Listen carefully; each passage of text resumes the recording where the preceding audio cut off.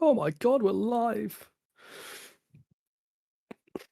Yeah, we're live, but the Hazbin Hotel, the show, is not, so we have the advantage. Is not, so we have the advantage. Oh god, if only there was something left to save. Wouldn't that be something?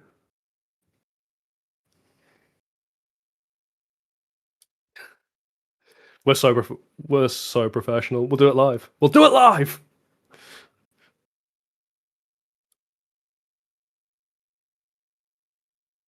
True. True.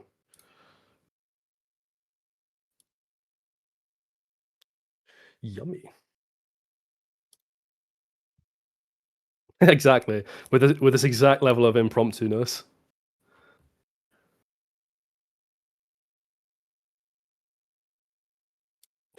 That just makes us sound even more incompetent. Why did you reveal this? I was trying to be like, it was a spur of the moment thing. That's why it's a bit like, haphazard. And you're like, no, we've been doing this for months. We're just really bad at planning things, apparently. Oh. We're learning all sorts of things about ourselves today, aren't we? What's up? You know what? That's thematically on point because Hazbin Hotel is a show about redemption and identity and growing past your previous self. So it's actually us being very clever. You see.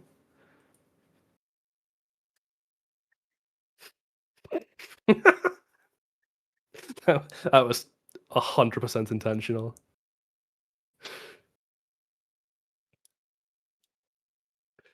Boy, oh boy. Nice. The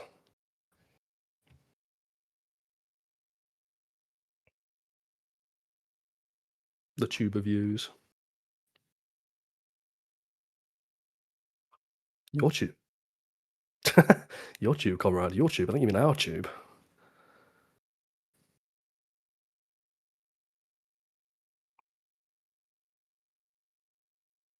It says 56 on my end. Says 56 on mine as well.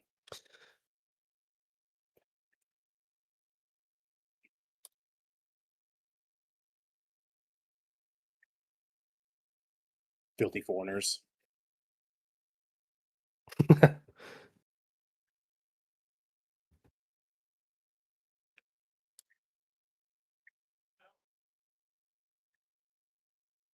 Yay!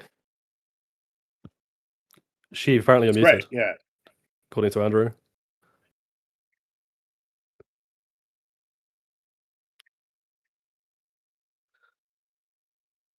I don't think so. Catherine is also saying you're muted.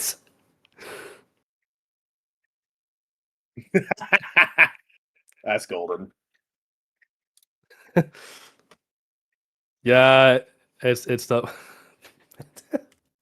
See, all right, well, if everyone can hear us, I guess C and I will just like do the intro then for Sheev. And then he just did a beautiful one that nobody fucking heard. So hello everybody. We're here today to talk about, as you can probably tell from the banner, Hazbin Hotel Season 2 and why we think it's so good. Yeah, I hate my life.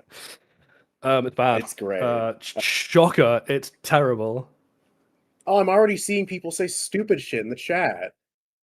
Don't worry, we'll get to it when we get to it. We're gonna cover basically everything we can in a live stream. Like obviously it's not gonna be as in depth as a full brilliant video, which someone is making. Hint, go to my channel at some point in the next couple of months. But but there is plenty for us to get through. There's plenty of meat for us to sink our teeth into in this stream. I forgot. I forgot because it's been so long since I've done a live stream that I need to make sure that the input capture is actually set to my fucking microphone. So that's why they couldn't hear me.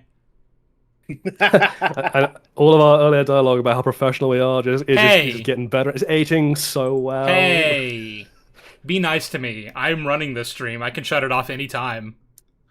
That's true, but then you will lack my dulcet tones, and your audience will leave in a huff, and then you will be sad. And all my subscribers people would miss my biting sarcasm and racism. Sheev is my favorite dumb white boy. Thank you.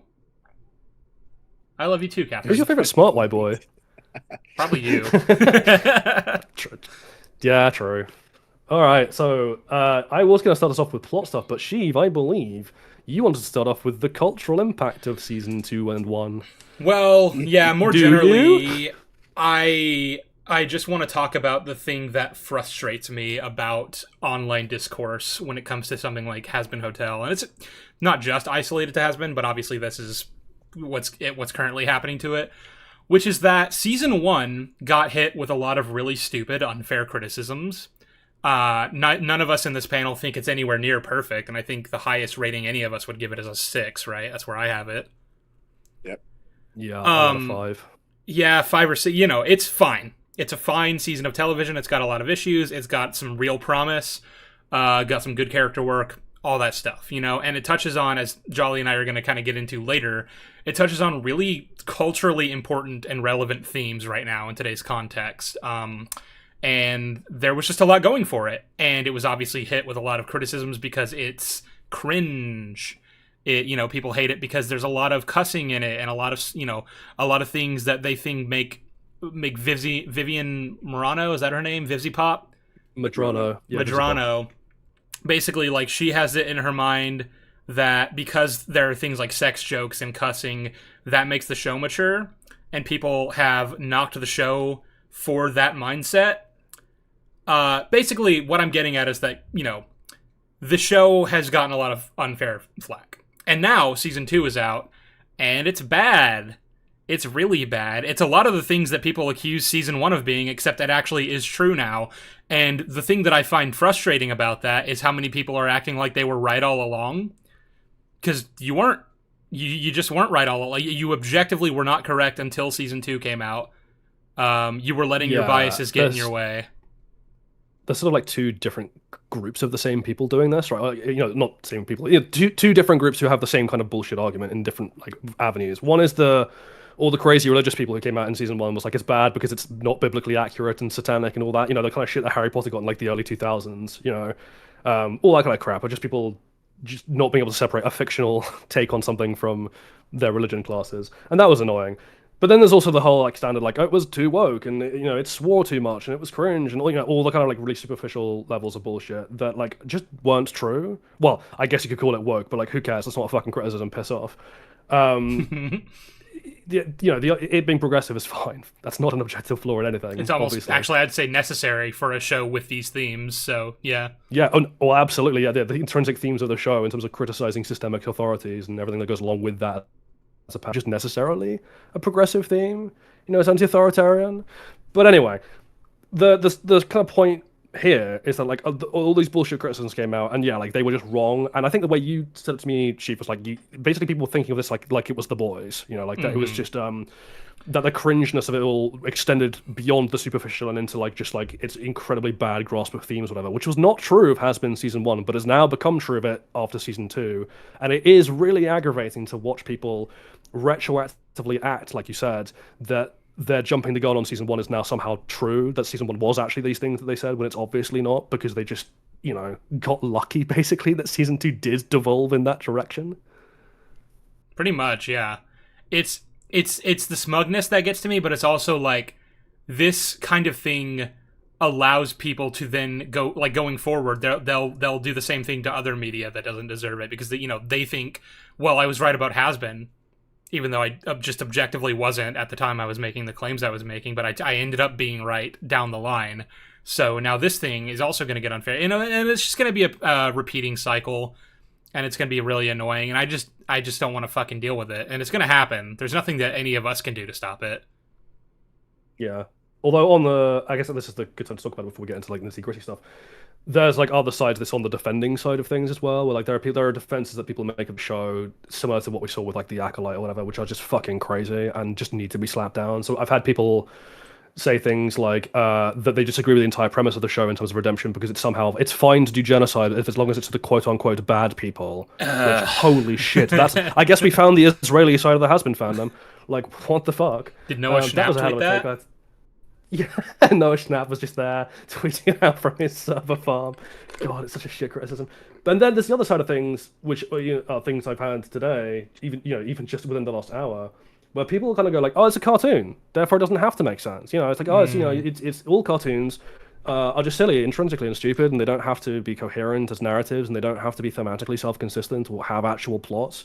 Either because they just think that all cartoons are for children and that children are just, it's the whole Space Wizards intended for children bullshit, which is obviously stupid, and we've counted that before. Like, being a children's movie doesn't mean you can't be good. Jolly, earlier there was a live chatter that asked me to review Bluey, and apparently that's what we're doing because all cartoons are the same. True, they're all the same. For kids, yeah. Yeah, and that's just annoying in itself because obviously kids media can have deep themes and should do ideally. Like Kung Fu Panda and things is a fun movie, but it also has real messaging. Mulan is a fun movie; it also has real messaging. All that stuff. Original Mulan, obviously, not the concentration camp version. And then the other side of that thing is just the if any outstanding problems we have with it are just because the story isn't complete yet. Like, if you just wait for the story to be finished, that's the only time you're allowed to critique something, like when it's completely finished telling what it's doing. And that's really bloody annoying, because we're now 2 full seasons into this show, and our criticism is not that there are plot threads dangling, or that some characters seem to be out of whack. It's that, the entire core of the show, and the core of its main characters, is thematically incoherent with the premise of what the show is supposedly going for, even when it's arrived, even when we've arrived at a natural point in the story to address the flaws in our characters that might, be allowed to be explored in order to do those themes. The show just doesn't think that's worth talking about, and that is worth criticizing after 2 seasons. Like, even if the next 3 seasons, because apparently we're getting 5, turn out to be masterpieces, that doesn't change the fact that for 2 full seasons I've had my fucking time wasted. These 2 seasons are bad. Sorry. Season 3. Martin Scorsese meme.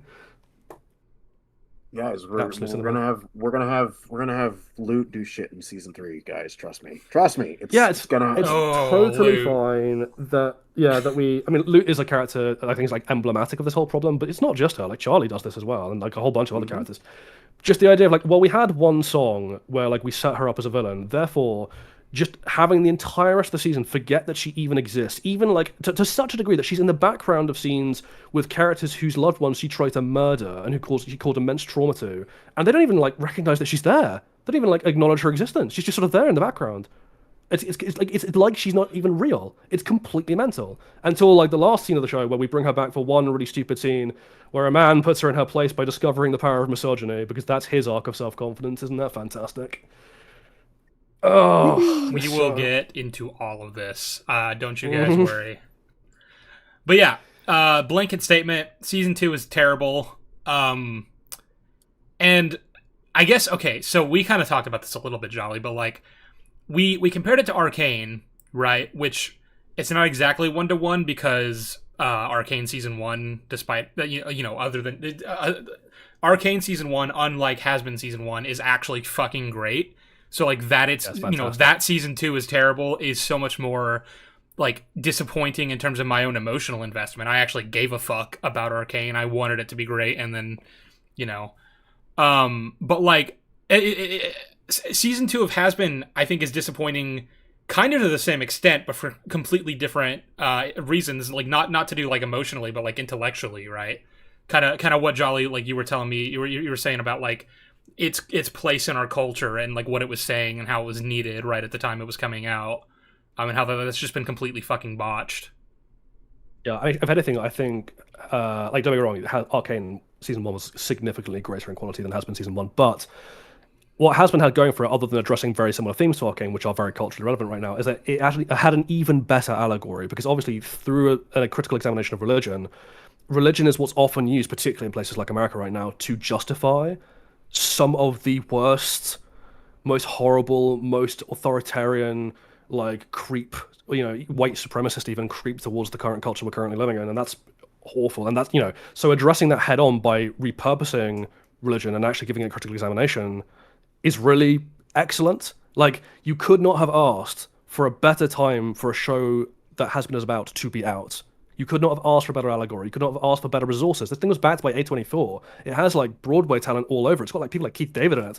It's made by an independent artist who wasn't beholden to anyone. But even the nature of the deal they struck with A24 meant they had complete creative control. This was the perfect opportunity for a mainstream television show to say something culturally important at exactly the right moment, and it fucked it. And that's really annoying.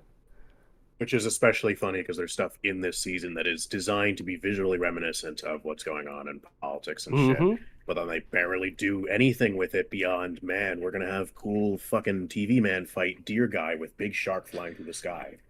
Well, yeah, I think because just broadly, it seems like this season had tunnel vision. It had a very specific thing that it wanted to do, and so it basically just threw everything else out that got in the way of that. Because it, like, you know, this season was just about Vox. Like, that's basically it. It seemed like Vivzie Pop found Vox to be the most, like, endearing character, like the one that she cared about the most. So it ended up just becoming like he's basically the main character, and everything to do with Vox and surrounding Vox is what the show is about now. And anything that it used to be about before that, where Vox was, you know, a side villain, just is, you know, that is, you know, that's been thrown by the wayside. That's been cast into the gutter. And it's really strange. It's really strange. I don't know why they did that. It's actually, that's much more precise than even you know, because obviously I've been going through hundreds, but, you know, tens of hours of footage of interviews with Vivzie Pop and cast and friends to prepare for the video I'm making, and there are literal interview clips like from the last couple of months with her talking about how Vox did become her favorite character and how Charlie was kind of, I mean, she doesn't say retcon, but that is effectively what it is, to become a self-insert for Vivzie to express her frustrations over criticism of her writing and like the personal feelings she has in response to that. Which, like, not the time to be doing that, Vivzie, and definitely not the character to be doing it with. But also, yeah, like, Vox was very much put forward the way that he was because she self-admittedly, you know, made him her favorite OC. It's the Dave Filoni effect. Although, literally in the last 2 days, she's now contradicting that on Twitter because that's just a thing she does. She just goes back and forth in an endless Twitter spiel that someone should really keep her away from.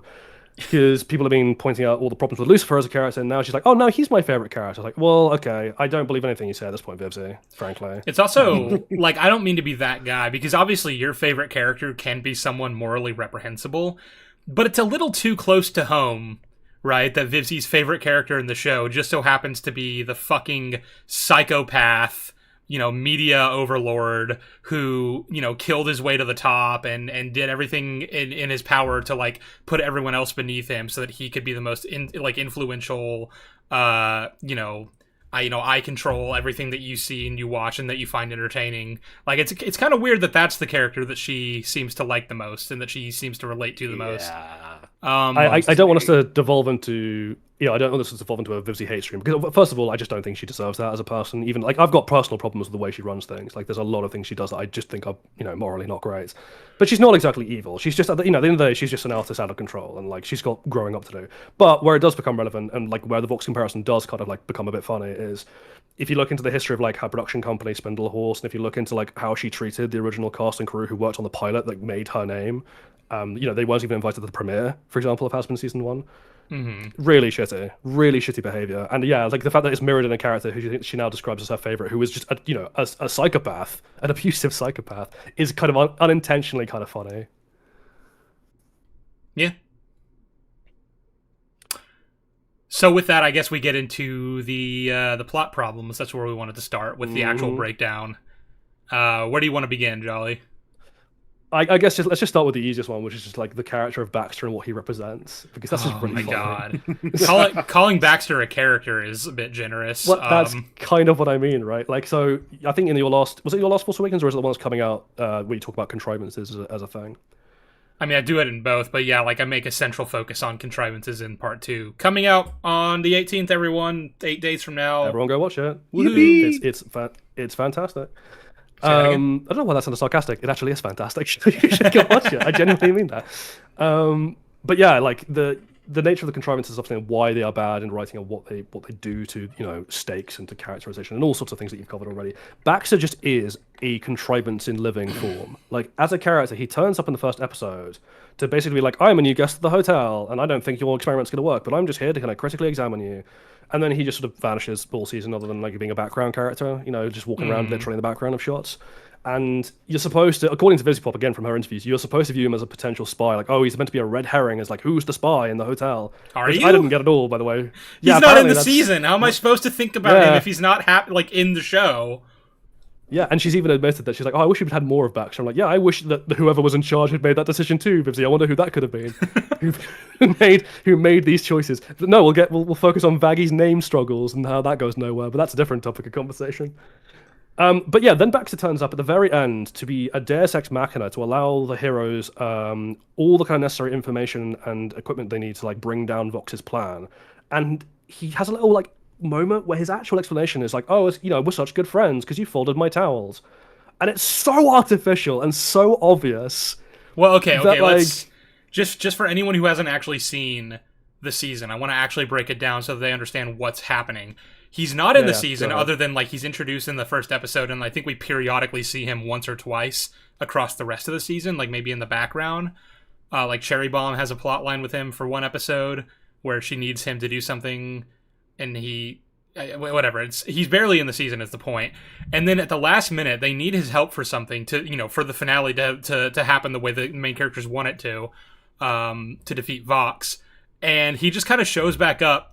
And he's like, I'll help you because you guys are my friend. Because something that's never actually been shown on screen is that I like my towels folded a certain way, and you guys have accommodated me accordingly. And like the show even kind of recognizes that that's not anything to the rest of the character. Like Vaggie, I think, is like, oh, okay. But that's like the extent of why he's decided to go up against one of the most powerful people in hell right now that he works for. In order to help these people that I guess he's grown a connection to, but we don't see any of that. We're literally just told about it. And it's juxtaposed with a scene like 2 minutes later where what's that fucking character's name? He's called Rooster. Rooster. Yeah, who like you do technically see across the season in the background, but like he's never drawn attention to. And then he's like, "Hell yeah, guys, let's go fight Vox together." And Charlie's like, "Who's that?" And they're like, "Dude, that's Rooster. Yeah. He's been here the whole time." Yeah, it plays out like a Smiling Friends bit where Vaggie's like, "Oh, that's Rooster. Like, he's been here I'll introduce you later." Well, it's like the fucking like the Suicide Squad. We're like, "Who's Milton?" It's literally that scene, except Milton is actually like a character. That's just the fun. The reason that scene is funny is because it's just like Harley being an ass, right? Yeah. Whereas like in this case, like Rooster and Baxter have just been non-entity characters, and then we get a double lampshade for how ridiculous it is that they form a Deus Ex, or that Baxter forms a Deus Ex Machina at the end. Yeah, but it's like you're literally having your cake and eat it too, where you have this joke about how Rooster's been here the whole time, but like nobody's actually paid attention to him, and now we're acting like he's super connected and close to all these characters, and then they play it as a joke, and it's a funny joke, but then it's like, but that's exactly what Baxter is, and we're using him seriously to actually facilitate major plot beats now. Yeah, I'd also like to point out that Baxter, actually there's another funny thing, a little minor thing before I go on to the second major issue I have with Baxter. Apparently Baxter is a trans character. This is never brought up, though. This is not referenced at all. There's no way, I think, that a reasonable person can know this. But apparently you're supposed to know this because he has female anglerfish attributes physically. And I'm like, I'm sorry, this is a show where like people in hell can be literal horses, where, Charlie is part goat and grows horns when she's angry. Does that make her a trans character now because she's exhibiting physical traits of male goats? Like, fuck off. Fuck off telling me that this is trans representation. Get fucked. Like, did Vivsy say that he's trans? Is that where you're getting that from, or? Apparently, either her or one of the other creators dropped this as like a little fun tidbit on Blue Sky, and it's been doing the rounds on Twitter. But it's not even them I'm criticizing necessarily. It's the scolding tone of people being like, "Oh, you're saying there's no trans representation in this show? Like, there isn't. That's not okay. This doesn't count. No, you don't get to call that trans rep. Fuck you." That's exactly. I was ranting about this to my girlfriend recently. We're like the whole like right wingers love to act like Disney Star Wars is woke or whatever. Meanwhile, the actual representation that we're given is two fucking female characters kissed at the end of Rise of Skywalker in a blink and you'll miss that moment in the background of the victory celebration. And I'm like, you can't be a one of those like right wing weirdos who argues that Disney is woke and then like actually when you point out like when gay things happen, it's the fucking Rise of Skywalker kiss. This is the same type of thing. That is not trans representation. If I can't even tell that this character is supposed to be trans, that's nothing. Yeah. Someone in the comments has put on a thing like, I want to address it in relation to Baxter because I think it's worth talking about. Where they said, why does the gender matter? Just write a good character. And like normally, I agree. Like I think gender is a secondary consideration to writing a character, unless the point of the character is to be a direct commentary on gender. Right? I don't think it matters. But that is kind of the point. Like this season, and again, Vivsy's on record as saying this season's themes specifically have been about like identity and identity crises and like what forms the basis of good identity. Like, what's a healthy basis for self-esteem and having a holistic and coherent view of oneself versus a negative and shallow one that ultimately just destroys you from within, right? And the supposed juxtaposition is like Charlie and Vox in this regard, and their connections to others.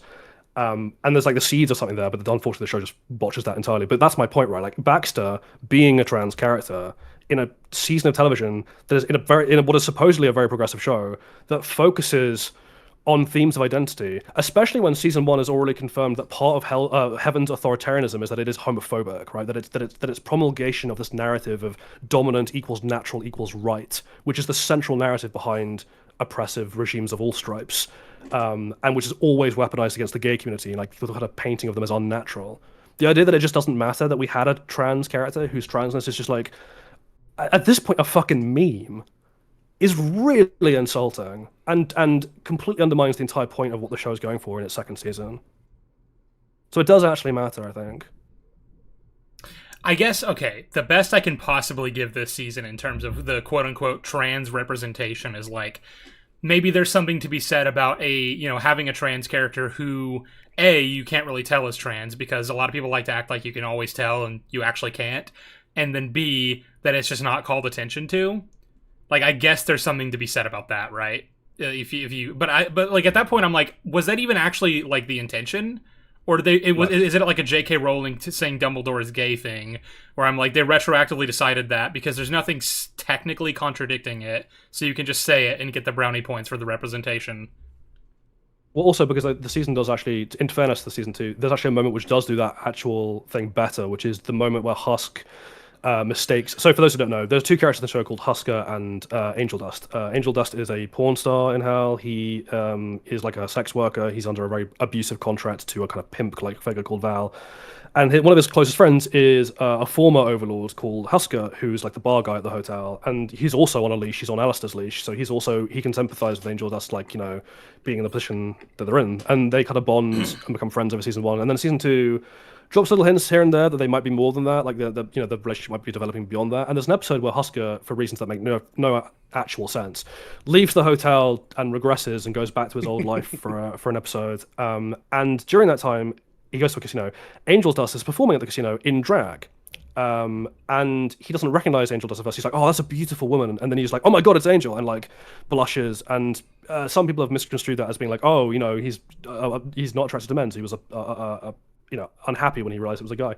But that's not the point of that scene. And like what that scene actually does, there's a great breakdown of this somewhere I need to find. I'll probably incorporate it into my video if I can. There's a really nice breakdown of how drag culture actually works as a kind of deconstruction of gender roles and identity, and like how whether you can tell or not is something that's directly played with. Like there's lots there between Husker and Angel that does the job, I think, that she was just alluding to, that Baxter could have done better. It's just that Baxter also exists, so not using him for similar things is a huge smack in the face. I just like that Angel scene from isn't a trans character. I just like that scene because of the Zach Hadel cameo. Like, he was like, wait, does that make me gay? I'm not gay, right? I also like how he's the voice of the Scream Rain. Like at the end, it's like ah, and Vox is like, the fuck was that? Okay, that's a minor thing, but one of the things that I was like, what do you mean Vox doesn't know what Scream Rain is? He's lived in hell for what, 70 years, 80 years? Yeah, right. Something like that. A good long while. Anyway. That's not like a big deal. It's played for laughs, but I was like, oh, that's kind of weird. Yeah. By the way, I kind of stepped into it anyway, but like, that was the other major issue I wanted to take with Baxter as a character. It's just like the connections he has to like the themes of the show and how they're undermined. Like, this is not just his problem. Like, this happens all over the shop. Valley is another really bad instance of this. Characters just existing to be like background jokes or like not really being used properly. Or even just used at all. It gets very frustrating, especially in a season that's supposedly about this. It just, I don't know, rubs me the wrong way. Mm-hmm. Something I do like is, I think I saw this on Twitter. So obviously, like in the finale, just for you guys who don't know, when Baxter is helping them do their thing, he gets attacked by like some of the villains and is saved by a character called Nifty, who I have my own thoughts about, but I'm going to say that for later. She basically helps him, and they kind of, I guess you could say, bond over that. They're like kind of like buddy now. And I saw a tweet that was basically just like, look at how much these guys like each other, blah blah blah blah blah. And then like all the screenshots were from the same scene because they have one scene together, and that's as much of a connection that they like will ever have. Yeah. It's so. Well, they have one scene speaking. they're occasionally turn up in the background together, like playing patty cake, which apparently counts as development. That doesn't count. Yeah, I know, it's so stupid. Anyway, moving on. I guess the next big thing in the world building slash like logical plot is shall we talk about Alistair's deal or deals? All right, I'm cracking my knuckles for this one. I have thoughts. So, Right. do you want to lay it out or should I? No, because there's two different deals. So which one would you like to tackle first? I want to talk about the Rosie deal. I guess we kind of have to lay out the context of both deals, but I'm going to start with just Rosie.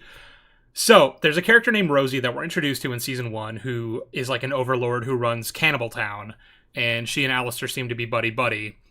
He like takes Charlie there so they can rally the cannibals into an army to fight against the forces of heaven, blah, blah, blah, blah, blah. Now, just first of all, to get this out of the way, Season 1's depiction of their relationship, the one between Alistair and Rosie, definitely makes it seem as though they are equals, right? They're friends. They met at some point while in hell together, most likely, and they're both fellow overlords who get along really well. Whatever. Season 2 comes along and establishes that actually Rosie owns Alistair's soul, and we knew that Alistair had someone that he answered to, like his soul was owned by someone. I think we assumed it was Lilith, for the very obvious reasons that there's a lot of like direct things that are brought up that kind of like deliberately imply that, right? Like Alistair, by the time of Season 1, Alistair's been missing from hell for like 7 years. Like no one knows where he's been for 7 years, and then he's Lilith has also been and that's gone exactly for the same 7 amount of time. years. Yeah, that Lilith's been gone, and that the exterminations have been going on. Well, and now he's back and suddenly has such an interest in helping Charlie with the hotel, which implies that the investment there doesn't come from him, because why would it? It comes from her mom. It comes from Lilith, which would imply that whatever the specifics of their deal are, it's that he's helping Charlie accomplish something on behalf of Lilith, and in exchange, I guess he stops being owned by her. I don't know. But we've retconned it, so no, actually, Rosie's the one who owns his soul. And what we're told in episode 4 is that when Alistair was human, he was a serial killer who I guess at some point attained knowledge of the occult and like what hell really is and blah, blah, blah, blah. And he learned how to communicate with, demons and other like beyond the veil spirits. And he got in contact with Rosie, and he said, I want you to make me the most powerful sinner when I die. I don't want the fun to stop, right? I want to keep being able to like kill and do whatever I'm doing. He died the next day while burying a body, which I assume is like the implication is that like she orchestrated that somehow, but they don't really ever say that. And so he ends up in hell as the most powerful sinner.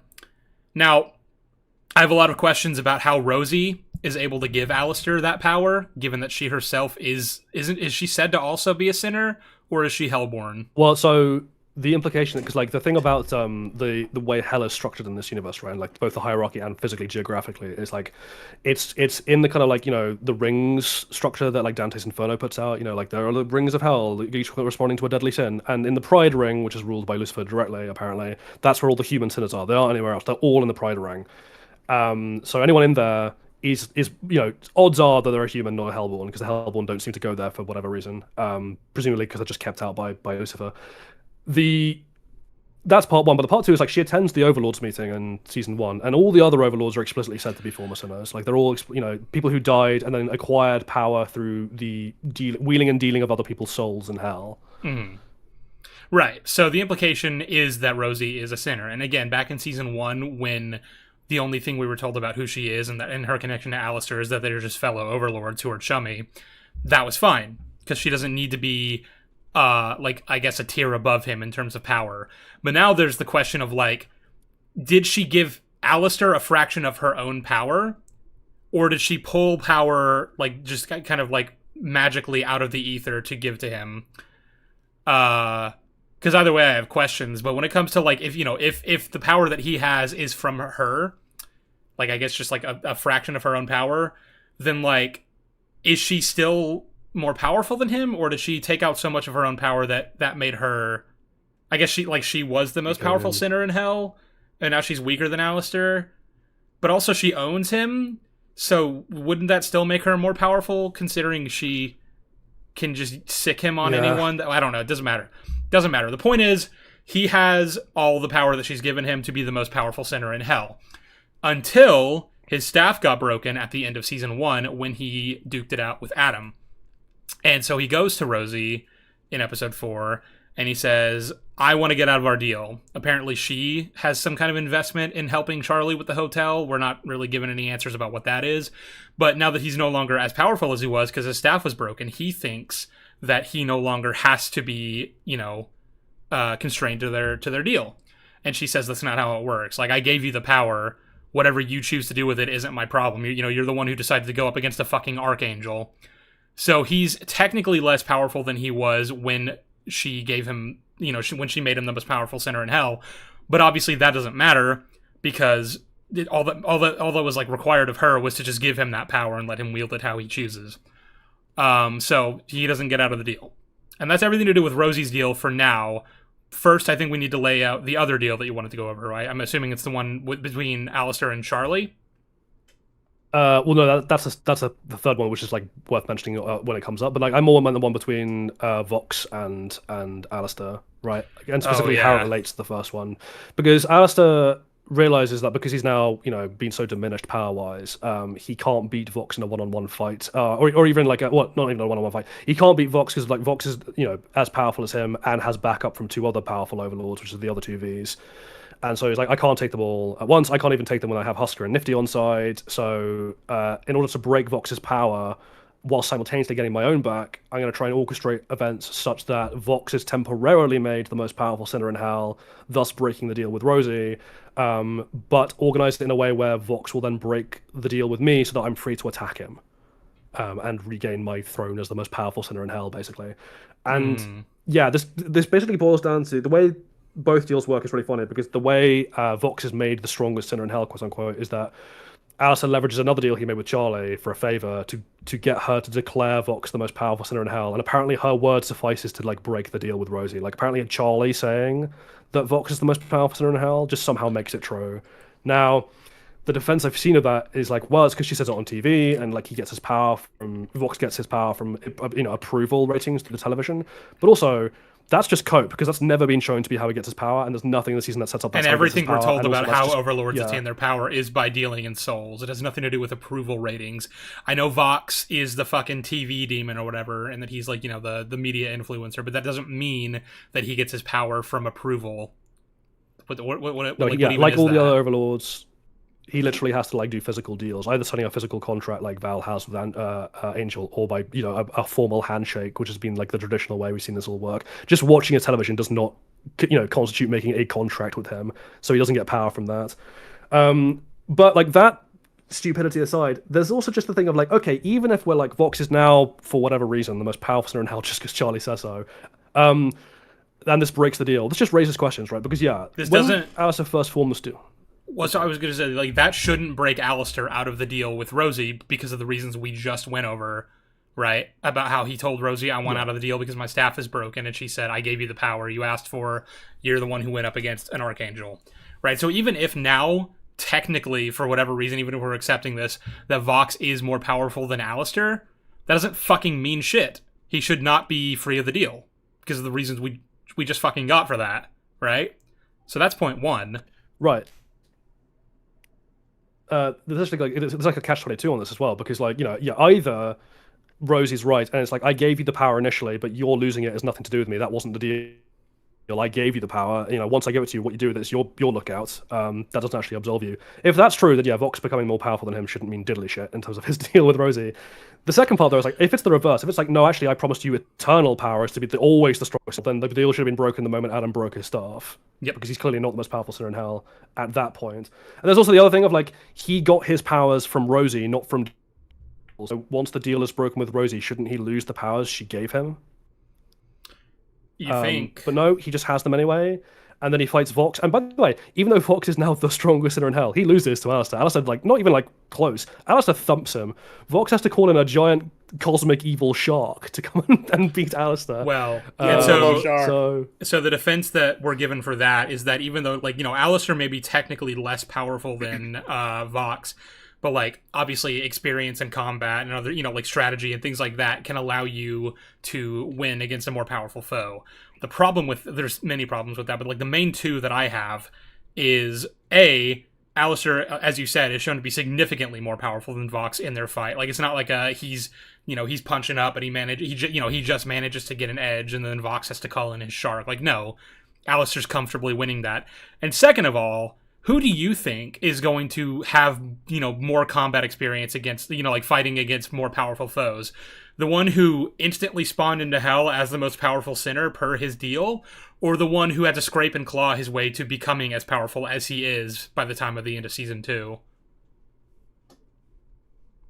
Yeah. What I'm saying is Vox should have the edge there. The yeah. So, yeah. It's also just funny because like Vox is shown in season 2 to be more powerful than a Seraphim, which like fuck off. I don't believe you. No, absolutely not. Given how thoroughly Adam, who isn't even a Seraphim, thumped Alistair. Yeah. So like if we're talking about like tiers of power levels, like Adam should be at least a few tiers below Seraphim, and he wiped the floor with Alistair. And Alistair's supposed to be more powerful than Vox, or at the very least, like they're close, right? They're neck and neck. So Vox is not winning against Sarah. That's not happening. Yeah. So that entire deal, which forms like the crux of the finale, makes absolutely no sense on basically any level whatsoever, character-wise or plot-wise. It's just absolutely broken in every direction. So that's fun. I guess the next one to cover is... this will actually be... actually, no, we'll do this one first. Pentious. Pentious not being able to visit hell. Well, so, you know, Pentious not being able to visit hell, but also, like, everything to do with how the rest of the characters in hell, and in heaven, for that matter, are responding to the fact that he's in hell, and, like, what that... or is in heaven, rather, and what that means, and how... and, you know, like... you know, Charlie trying to use that as proof that redemption is possible, trying to stop a war against the angels, all those things, and all the ways in which no character is acting even remotely smartly. So, Vox is able to continue, like, you know, stoking the flames the way he wants to. Yeah, I guess to lay it out, because again, there are people in the chat who haven't seen the show, I'll just break down Pentious's redemption really quickly, so they have a platform to understand the conversation. So basically, yeah, the entire plot of season 1 is heaven is exterminating people in hell periodically because to prevent them from rising up in population enough that they could theoretically challenge heaven. That's really stupid for its own reasons we'll cover in a bit, but like that's the kind of get-go. As part of this, Charlie is trying to avoid this because she cares about the people in hell, or at least she did in season 1. By forming the hotel, which is going to be a place where she can redeem them of their sins so that they can get into heaven. And like whether or not that's even possible is like a big, you know, through line through season 1. Like Charlie's belief that it is, heaven's belief that it isn't. Pentious, who is one of the sinners in the hotel, and a kind of pathetic character in a lot of ways, although very endearing, he ultimately ends the season sacrificing himself for Cherry Bomb, a character he's grown to fall in love with. And everyone's very sad because, like, Charlie's kind of convinced that the hotel has failed at that point. But it's revealed at the end of season 1 that no, this worked. Pentious is now in heaven, and this throws everything into doubt in terms of like who's prepared to believe in what. Season 2 then rolls around, and the state of affairs in hell is that Charlie is trying to convince people that her dream is still possible, that redemption is still possible, but obviously she's got no proof because Pentious is now in heaven and she doesn't know that. But the only reason she doesn't know that is that we introduced this rule arbitrarily that Pentious isn't allowed to go down to hell to tell anyone, or even apparently to... well, this is the thing. He doesn't even attempt to communicate, even though that's not part of the rule that we're given. The rule we're given is just he can't physically go to hell to see people. And heaven decides that apparently that means nothing can be done to actually, like, communicate to hell at large that Pentious is there now. You can't... and this is like a major problem because like a lot of season 2 depends on this back and forth between Vox and Charlie, of Charlie trying to assert something she can't prove, and Vox using that to like undermine the hotel and his own, and, you know, accumulate power for himself by getting people to believe in his version of, you know, his vision for what hell should be. And we're just sitting there, you know, she, even myself and C, being like, so season 1 introduced that there is a hologram thing so that people in heaven can actually physically communicate with people in hell, and in fact they can even interact with objects through this hologram. Why are they not using that? Why isn't Charlie using the phone that we know can call heaven to call Emily, or vice versa? Why aren't people in heaven phoning, you know, allowing Pentious to get on the phone to Charlie to tell her that everything's fine? Why can't Emily and the other angels who can visit hell, for reasons that aren't quite clear, you know, why can't they pass along a videotape of Pentious that he can have made in heaven to prove this? Why can't they just physically take him there in person? or a DVD or whatever, like just some way of like some recording of himself, And a lot of some method of people communicating. Like, there are a whole. A lot of people would push back against this by basically being like, well, then Vox could like find ways of casting doubt on the validity of the tape, or like whatever proof that they end up conjuring for Pinchas being in heaven. And I'm like, okay, cool. But then that means all the characters are being like smart about how they're going about this, right? That means that the hero characters are doing what they can to prove that redemption is possible, and it means that the villains who are trying to dispel that notion for their own goals are doing everything that they can in order to make to fit their own narrative, right? Like, I'm happy for them to try different things that end up not working for them, as long as they're making smart decisions and the people that are opposed to them are also making smart decisions in opposition to their goals. But nobody's doing anything even remotely resembling that, and that's our problem. Yeah, what we have is a situation where there are apparently introduced previously into the show multiple ways of solving this problem that none of the characters even think to use. Like, not that they try to and it fails, they don't even think about it. So the knock-on effect is that all of our characters have had a transcranial lobotomy and have become incredibly stupid. And that's frustrating to watch as a viewer, because there's no actual reason we're given why none of these other methods would work that are extremely obvious. And in fact, the finale ends up doing something that's basically the same, where they do manage to get Pinchas to like appear on TV screens in hell. So I guess that would have worked. By that point, it doesn't. Yeah, I guess it would have worked. But by that point, it doesn't even matter, because by that point, they've solved the problem a different way that is very stupid. Like, yeah, we're told that kind of would have worked. So thanks, everyone. I'm so glad that, that this was a thing you chose to do, and it takes up a lot of screen time as well. This failure. Then I also have problems with, like, okay, so when Charlie finds out at the end of episode 1, because Emily, to give you more context here, Emily is Seraphim's little sister. She's also a Seraphim, and she is very gung-ho on, like, redemption needs to be possible. If hell is forever, then heaven must be a lie. Everything they say in season 1. Once she finds out about the exterminations. And when she finds out that Pinchas is in heaven, she's like, this changes everything. I have to tell Charlie. I have to tell everyone immediately. Now, due to a plot mechanic that we're going to have to shelve for a discussion later, heaven is going to go under lockdown. So Emily has to real quick be like, okay, I have to make a little portal, and I need to tell Charlie that Pinchas is alive, blah, blah, blah, blah, blah. And that's what she does, and that's how episode 1 ends for Charlie. Now, picking up next with Charlie, there's a lot of different ways to take that, right? It's like, I now know that the hotel that I've been working so hard to build actually works. I know that redemption is actually, like, provably possible. I just have no way currently of, like, proving that it's real, because I can't get to heaven and I can't get to Pinchas and I can't show anyone. So what she decides to do, knowing that she has no way of immediately proving it, is call her most staunch hater, Vox, who's constantly, like, posting lies and slander against her in the hotel, to just basically be like, Pinchas is actually alive and in heaven, and redemption is possible, and you're gonna have to trust me on that, because I can't fucking prove it.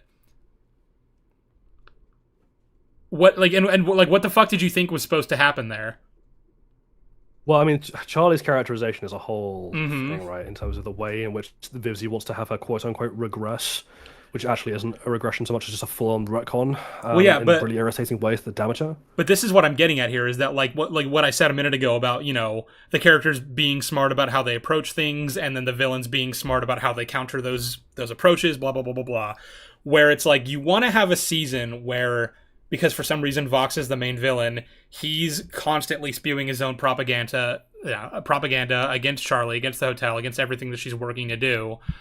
And instead of, like, pushing back in ways that are smart and in character, and Vox slapping those down because he's also smart and acting in character, she just goes about it in the stupidest possible ways and only makes herself look worse. And it's like, it's one of those things where it's like, you technically got to the thing you're trying to do, but all the steps that were taken to get there didn't make any sense, so this doesn't work. Where it's like, you easily could have just gotten to that same place by writing it correctly, and I don't know why you didn't do that.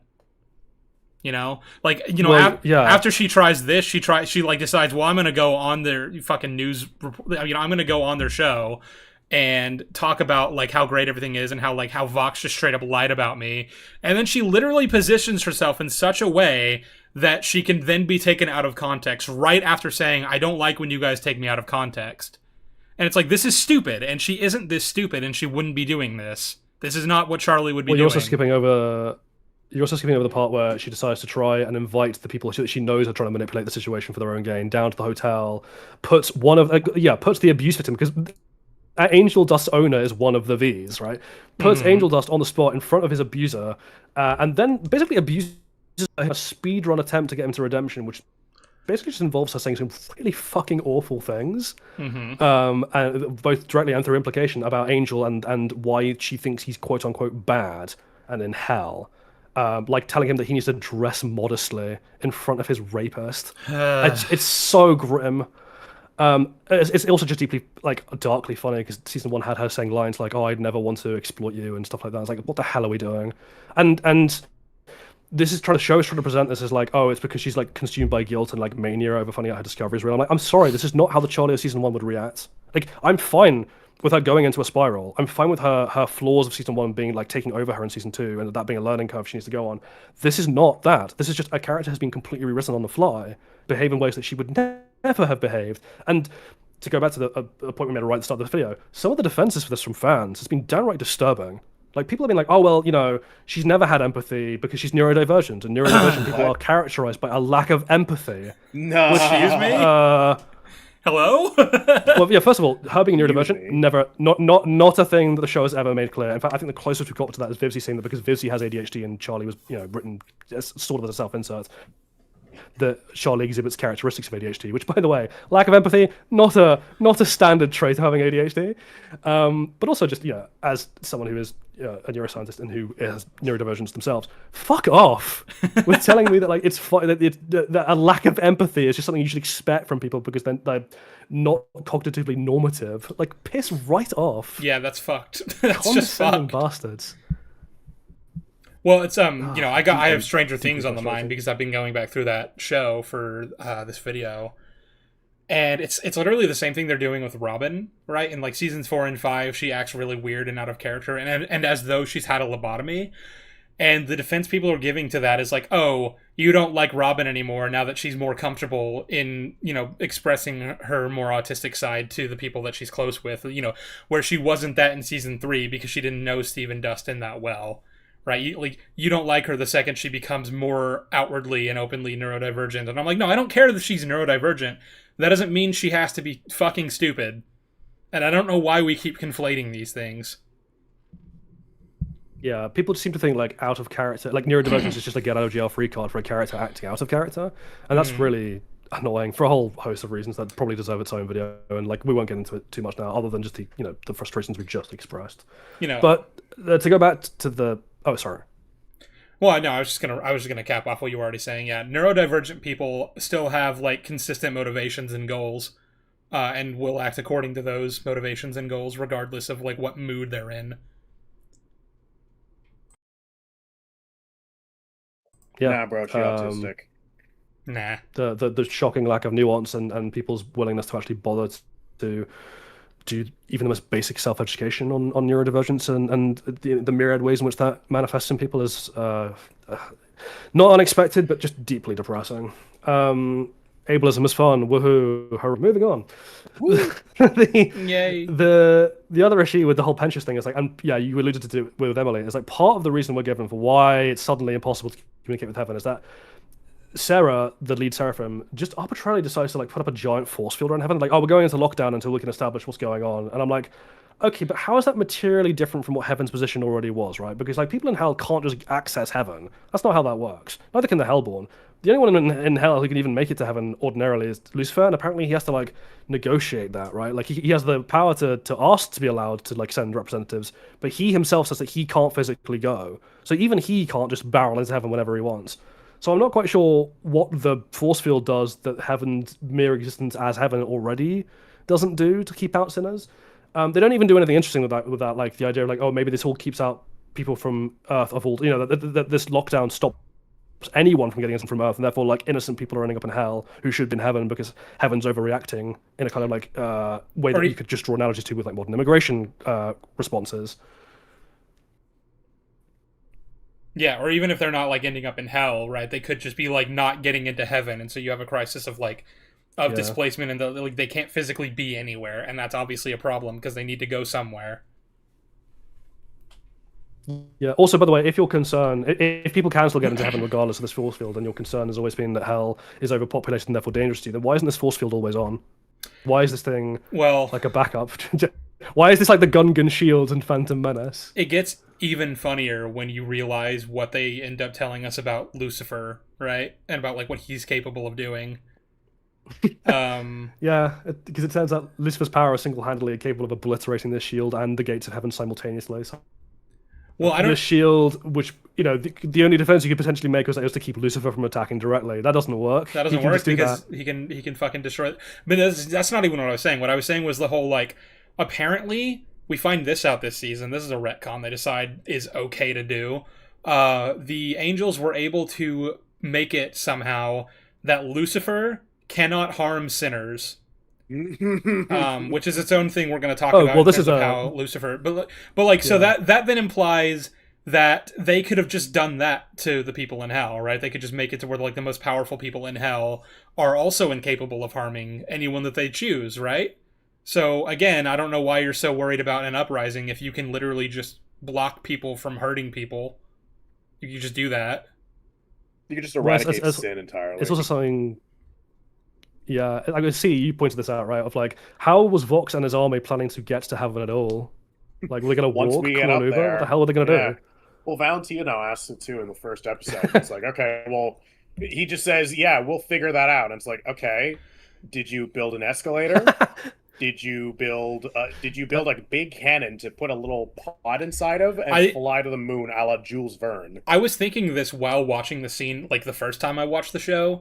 But like it's so much funnier when you have the entire season's context to go off of, where it's like that scene where Vox is laying out the plan to the other Vs, and then it like cuts away and comes back and he's like, so did everyone follow that? Because they didn't want to actually show the plan, is so much funnier when you're like, yeah, the writers didn't know what the plan was because there is no possible way to come up, like there is no plan there.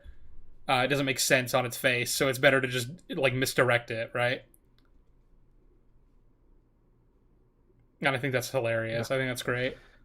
Really good show. It's phenomenal. Also, there's the other thing of like, in order to hurt angels, you need there's two parts to this. First of all, in order to hurt angels at all, you need to have angelic steel, which the only reason people in hell have access to is because heaven have been like just dropping their weapons down there after exterminations. For some reason, like, if you guys never bothered going down there, not only could they not get up to bother you, but even if they somehow did get up, you could just delete them because they have no way of hurting you. Congratulations, guys, you are super stupid. Mm-hmm. And the second point is like, even then, and this goes back to what we were saying about like power scaling and Adam and people, even if you got every single sinner in hell armed to the teeth with angelic weaponry and every overlord, and you aim them all at heaven, I just don't believe they'd win that fight, given how powerful people like Adam are shown to be, let alone people like Sarah, or God forbid, the speaker of God, who is her own point. Oh yeah. I just don't understand what they think they're gonna do. Yeah, maybe if they had Lucifer on their side, but like again, apparently you can just block Lucifer from harming certain people. So, oops. Yeah. That's deeply stupid. Which I guess, that's the next thing, right? Is like Lucifer's inability to hurt sinners. So this is a thing that season 2 establishes out of nowhere. This was not a thing in season 1.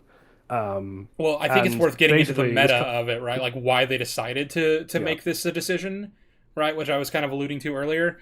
They basically realized that Lucifer is one of the most powerful characters in this show coming out of season 1. You know, he just fucking wiped the floor with Adam, who had already just wiped the floor with Alistair. So, like, power scaling there, Lucifer is off the charts. Like, I don't really see any angel 1v1ing him and winning, except maybe the Speaker of God, now that we've introduced that character. But again, that's its own point. And the only way to really do that when it comes to... or at least if you're dumb and you're Vivzy Poppy and you don't know how to write stories, the only way to deal with that going forward, if you have Lucifer on the side of the main characters and you still want there to be conflicts with characters like the V's who are trying to undermine their efforts, is, well, we can't have it to where Lucifer can just go and beat the shit out of Vox like he should just be able to do easily. So what are we to do except make it so that apparently he can't hurt Vox? He just physically can't do it. Which doesn't matter anyway, because he also has control over other powerful, like, Hellions, right? So he could just have them go beat the shit out of Vox for him, if it really came down to it. Well, yeah, there's two levels of problem here. The first is that, like, Hell of a Boss exists and is canon to this world, but regardless of that, we're just told this anyway in by nature of his position of King of Hell in season 1 and 2 of Hazbin Hotel. even if Lucifer is for whatever reason like physically incapable of directly hurting sinners, he has a whole army of superpowered beings considerably more powerful than any overlord at his beck and call. He could just, or even like, he doesn't even have to attack Vox directly. He could blow up V Tower. He could destroy the Vox Shark. He could just do all sorts of things to like sabotage Vox's efforts to gain power. Like, just because he can't physically hurt Vox himself doesn't mean there are some, he isn't significantly more powerful in ways that can be brought to bear anyway. On its own. But the second part of this whole thing is the end of the season culminates with like Vox taking advantage of Lucifer's inability to hurt him to trap him in a box, which by the way Lucifer can't break out of. So I really want to know what this box is. Yeah, this box is material. I really want to know what the hell this thing is made out of. It's made out of like pure god, apparently. Given that Lucifer can blow apart the force field around heaven and pearly gates, but can't break out of this glassware, which Vox can scratch. Go figure. God. All of that aside, he's plugged into a giant laser cannon because we are just Austin Powers now. And Lucifer's power is then used to, like we said, obliterate the force field around heaven, and it's just used as like, Lucifer's basically turned into a gun that Vox can fire. And hang on, Catholic Piccolo said it was angelic metal. No, I know that. The problem is, like, if angelic metal is something that Lucifer himself can't break out of, then why is the force field around heaven not just made out of angelic metal? Why is it something that Lucifer can, you bring Lucifer's power to bear, you can just punch a hole through it? That doesn't make sense. The angelic angelic steel is kind of like becoming the adamantium / vibranium of this world in terms of just being completely ridiculous and inconsistent and a plot contrivance essentially for whatever we need it to be doing, whatever it needs to be doing. It's it's just magic. It is just Deus Ex Machina, the material now, and that's bloody annoying. Mm-hmm. But the second part of this whole thing is like, so when Vox is using the Lucifer cannon. And going nuts with it, he blows apart quite a bit of the main city of like where all the sinners are, and we are shown Lucifer's power being directly used to kill sinners. So apparently, Lucifer can still kill sinners just as long as he's not consciously doing it. I don't know. I feel like there's lots of like loopholes in this thing. If Vaggie like grabbed Lucifer's arm and started fucking like powing people, like she just shot a laser beam at Vox, with like would that work? Could we have just done that? Yeah. There's also on the other side of this whole angelic steel thing, which is just quickly, Vaggie's spear is made of angelic steel and can't dent the box that Lucifer's in. So consistency is fun. Well, so there's the other thing is like I said this a second ago, but like the only way that you come up with Lucifer can't harm sinners in order to make it so that he can't stop Vox is, again, if you're stupid. Because there's much easier ways of getting around that problem if you're a smart writer who understands that Lucifer's obviously going to wipe the floor with Vox in a physical contest. Which is, you suggested this, Jolly, right? Where it's like, if you want it to be that, the most powerful character in the show is on the side of the main characters, and they're currently being hit with a bunch of like propaganda and a smear campaign against one of the most influential characters in hell, what you actually do when, I don't know, Vaggie or Charlie or whoever goes to Lucifer and says, hey, can you deal with him for us? Is you have Lucifer just basically be like, well, I could go and beat him up for you if that's what you want me to do, but that's not going to solve your problem. If anything, it's just going to make you look worse, right? It's gonna make you look like the tyrant bully that he's painting you as. So I feel like me doing that is only going to make the situation worse for everyone. And then they have to find some other way to subvert Vox's smear campaign. But they don't even think to do that. They don't, like, the writers don't think that's a solution. No, we just need to make it so that Lucifer can't harm sinners, and that creates all these stupid fucking world building issues that don't make any sense. Yeah, well, the reason for that is because they wanted to have their cake and eat it, right? Like, so basically, they're like, we want Vox to have the power to challenge heaven, which realistically can only come from Lucifer, who's never going to help him. So we need some way for Vox to capture Lucifer and use him as a gun. But also, we need to make stupid character drama that doesn't make any sense either, that like Lucifer going to intimidate the V's would backfire, because that is what happens. Like Lucifer, intimidate them, and then because Vox has a spy and knows that Lucifer can't hurt him, he just manipulates the situation. So it's ended up being that anyway. So the only reason in practice why we've introduced this rule is just so that Lucifer can be turned into a glorified cannon. Because we want to do that for some reason. That's the only reason. Yeah, it's really annoying. The other solution to this, obviously, this involves not even a rewrite, because season 1 didn't actually go into detail much about Lucifer's own thoughts on this. Just have Lucifer not really believe in what Charlie's doing, or believe in it for his own reasons, or just have Lucifer be a more complicated character than he is, not even necessarily a more evil one. Just have him have him just have more depth than he currently has. Maybe Charlie's like, it matters that the V's are slamming the hotel because no one's going to believe in the hotel, and Lucifer's like, well, okay, but I don't really believe in the hotel either. You know, I guess maybe that's not a bad thing. I guess the problem is I do think season 1 actually does develop that a little bit, where it's like he clearly does not see anything in it whenever he's first introduced to the concept, but I think it's at the end after the angel battle, right, when he says like in the last 10,000 years you're the first one to change this town. Like he actually does believe in her and her dream now. So I don't know that you can really do that. I guess the best you can do is retcon it, like you said, to where it's like he has, I guess, ulterior motives. Like he's a more complicated character. He believes it can work, but he has his own ends that he wants it to work for that aren't exactly aligned with Charlie's. Yeah, that would be something you could do. Like obviously, like we're not advocating for any one of these suggestions. We're just pointing out that there are multiple different avenues to get a plot that functions here that is consistent with the themes of the show. That is not what they chose to do. They chose to just blow apart the world building and characters to make a giant laser cannon. Well, so I said this to you, Jolly, but it's like, okay, I think Vivzy Pop just kind of decided that she didn't find Lucifer interesting. But it's like you can't really have a show set in hell without addressing the elephant in the room that is the devil. So you can't just not have him in the show. I guess you could, and you could find like smart reasons for why he's not around, but whatever. Again, that's not who we're dealing with as a writer. So I think what it is that she had Lucifer in the original concepts and, you know, in the original stuff, and she put him in season 1, and I think she just doesn't want to do anything with Lucifer, and that's why she did this, right? That's why he's just evolved into this, you know, flanderized version of the character who spends the entire finale in a fucking box being a glorified weapon for Vox's interests. Fun times. Pain. All right, is it time to move on to the last and I would argue perhaps the biggest new introduction to the world building that is just totally fucked? Sure. Okay, so the Speaker of God exists. Fuck me. Okay, so oh boy. So let's just go back to season 1, right? Because in season 1, I think the only thing we even have that hints at the Speaker is like her physical design is on a door in a background shot, which doesn't mean fucking anything, right? That could just be anyone. But the way season 1 plays things off is that like because obviously this entire show in using heaven versus hell as an allegory for anything is using heaven to represent unjust systems, right? Like, you know, the unjustified ways in which people claim justice in order to benefit themselves, and how oppressive regimes prop themselves up at the expense of a regime, you know, at the expense of others that they oppress. And that whole cycle I mentioned earlier, like, you know, just backing that up with a conceit of we are dominant, therefore it's natural that we are dominant, and therefore it's right that we are dominant, and therefore we get to do whatever we want. And we have Adam even saying things to that effect, right? Of like, you know, part of the reason they even do the examinations is just they find it fun, and they think that's justified because they're, you know, it's against people in hell, right? And fuck them, they deserve it. They're in hell. There's, you know, the entire show exists to deconstruct this kind of perspective. This only works, right, if God is either absent or abusive or some combination thereof. Because if God is all-powerful and omnibenevolent in this show, then we have a kind of problem of evil situation of like heaven shouldn't be able to get away with being evil without God intervening, right? Because he literally is there. That's literally his pad. That's where he lives. That's his home That's his turf. crib. So you'd think he'd have something to say if, like, you know, people who are directly working for him are just going completely nuts and evil.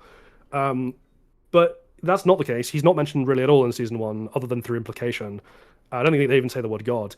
And it's actually kind of implied that he is absent, because when Charlie goes up to heaven to argue her case, she's like, well, you know, how do people get into heaven? Like, what are the criteria? And heaven doesn't actually know. Which means that, like, whatever rules God set up, heaven aren't actually privy to them. It's that kind of thing from Good Omens where they keep on saying the plan is ineffable, and then Crowley's like, wait, hang on a second, what do you mean the plan's ineffable? The fuck does that mean? You know, it's that kind of thing. So God is just absent, which is explains away how heaven can do these terrible things and call it good. But then season 2 rolls around and goes, no, actually, God has a direct ambassador who is literally just his voice, hanging out in heaven, who for whatever reason was not included in the jury court scene in season 1 where Charlie was arguing her case for redemption. They don't bother to ask the Speaker. And it's actually even funnier than that. Turns out Sarah ordered these genocides and never bothered checking with the Speaker of literal God whether they think that's okay. Because when it's brought up, the Speaker's like, wait, that's what you've been doing?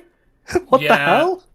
The implication I definitely got from season 1, especially in the you didn't know scene, was that Sarah is basically just in charge of all of heaven because, like, sure, theoretically there are people that she might answer to, but they're so absent that she probably hasn't even seen them in centuries.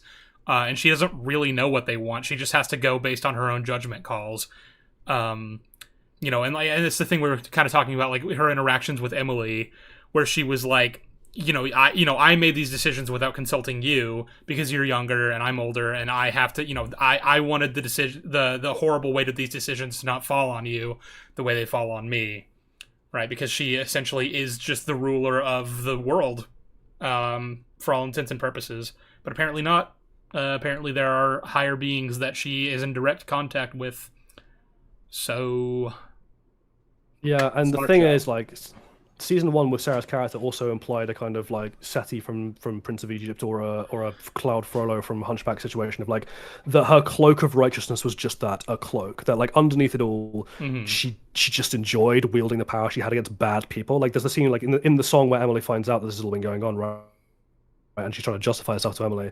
She has that line of being like, didn't to do what was required. And in that moment, the way they choose to light and shoot her is like grinning psychotically, backed by flames with hellfire in her eyes.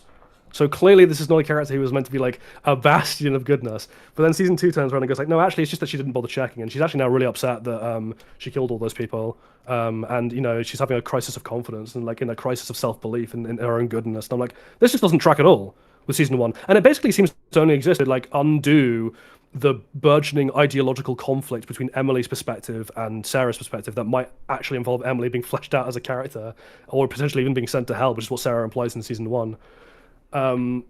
That's all just dropped. The speaker just exists as an excuse to like shut down that whole ideological debate, but their very existence just contradicts everything about how heaven even operates. Because like, why wouldn't Sarah have checked with God about what is good and right and wrong? Yeah. And then the implication there would be that, she did, and God said, yeah, do the exterminations. And at that point, like, okay, I mean, at that point you have to make God evil, but like, fine, do that. And at that point, what you do is have that sort of be its own self-actualization, right? God said it's okay to do this, so who are you to question that?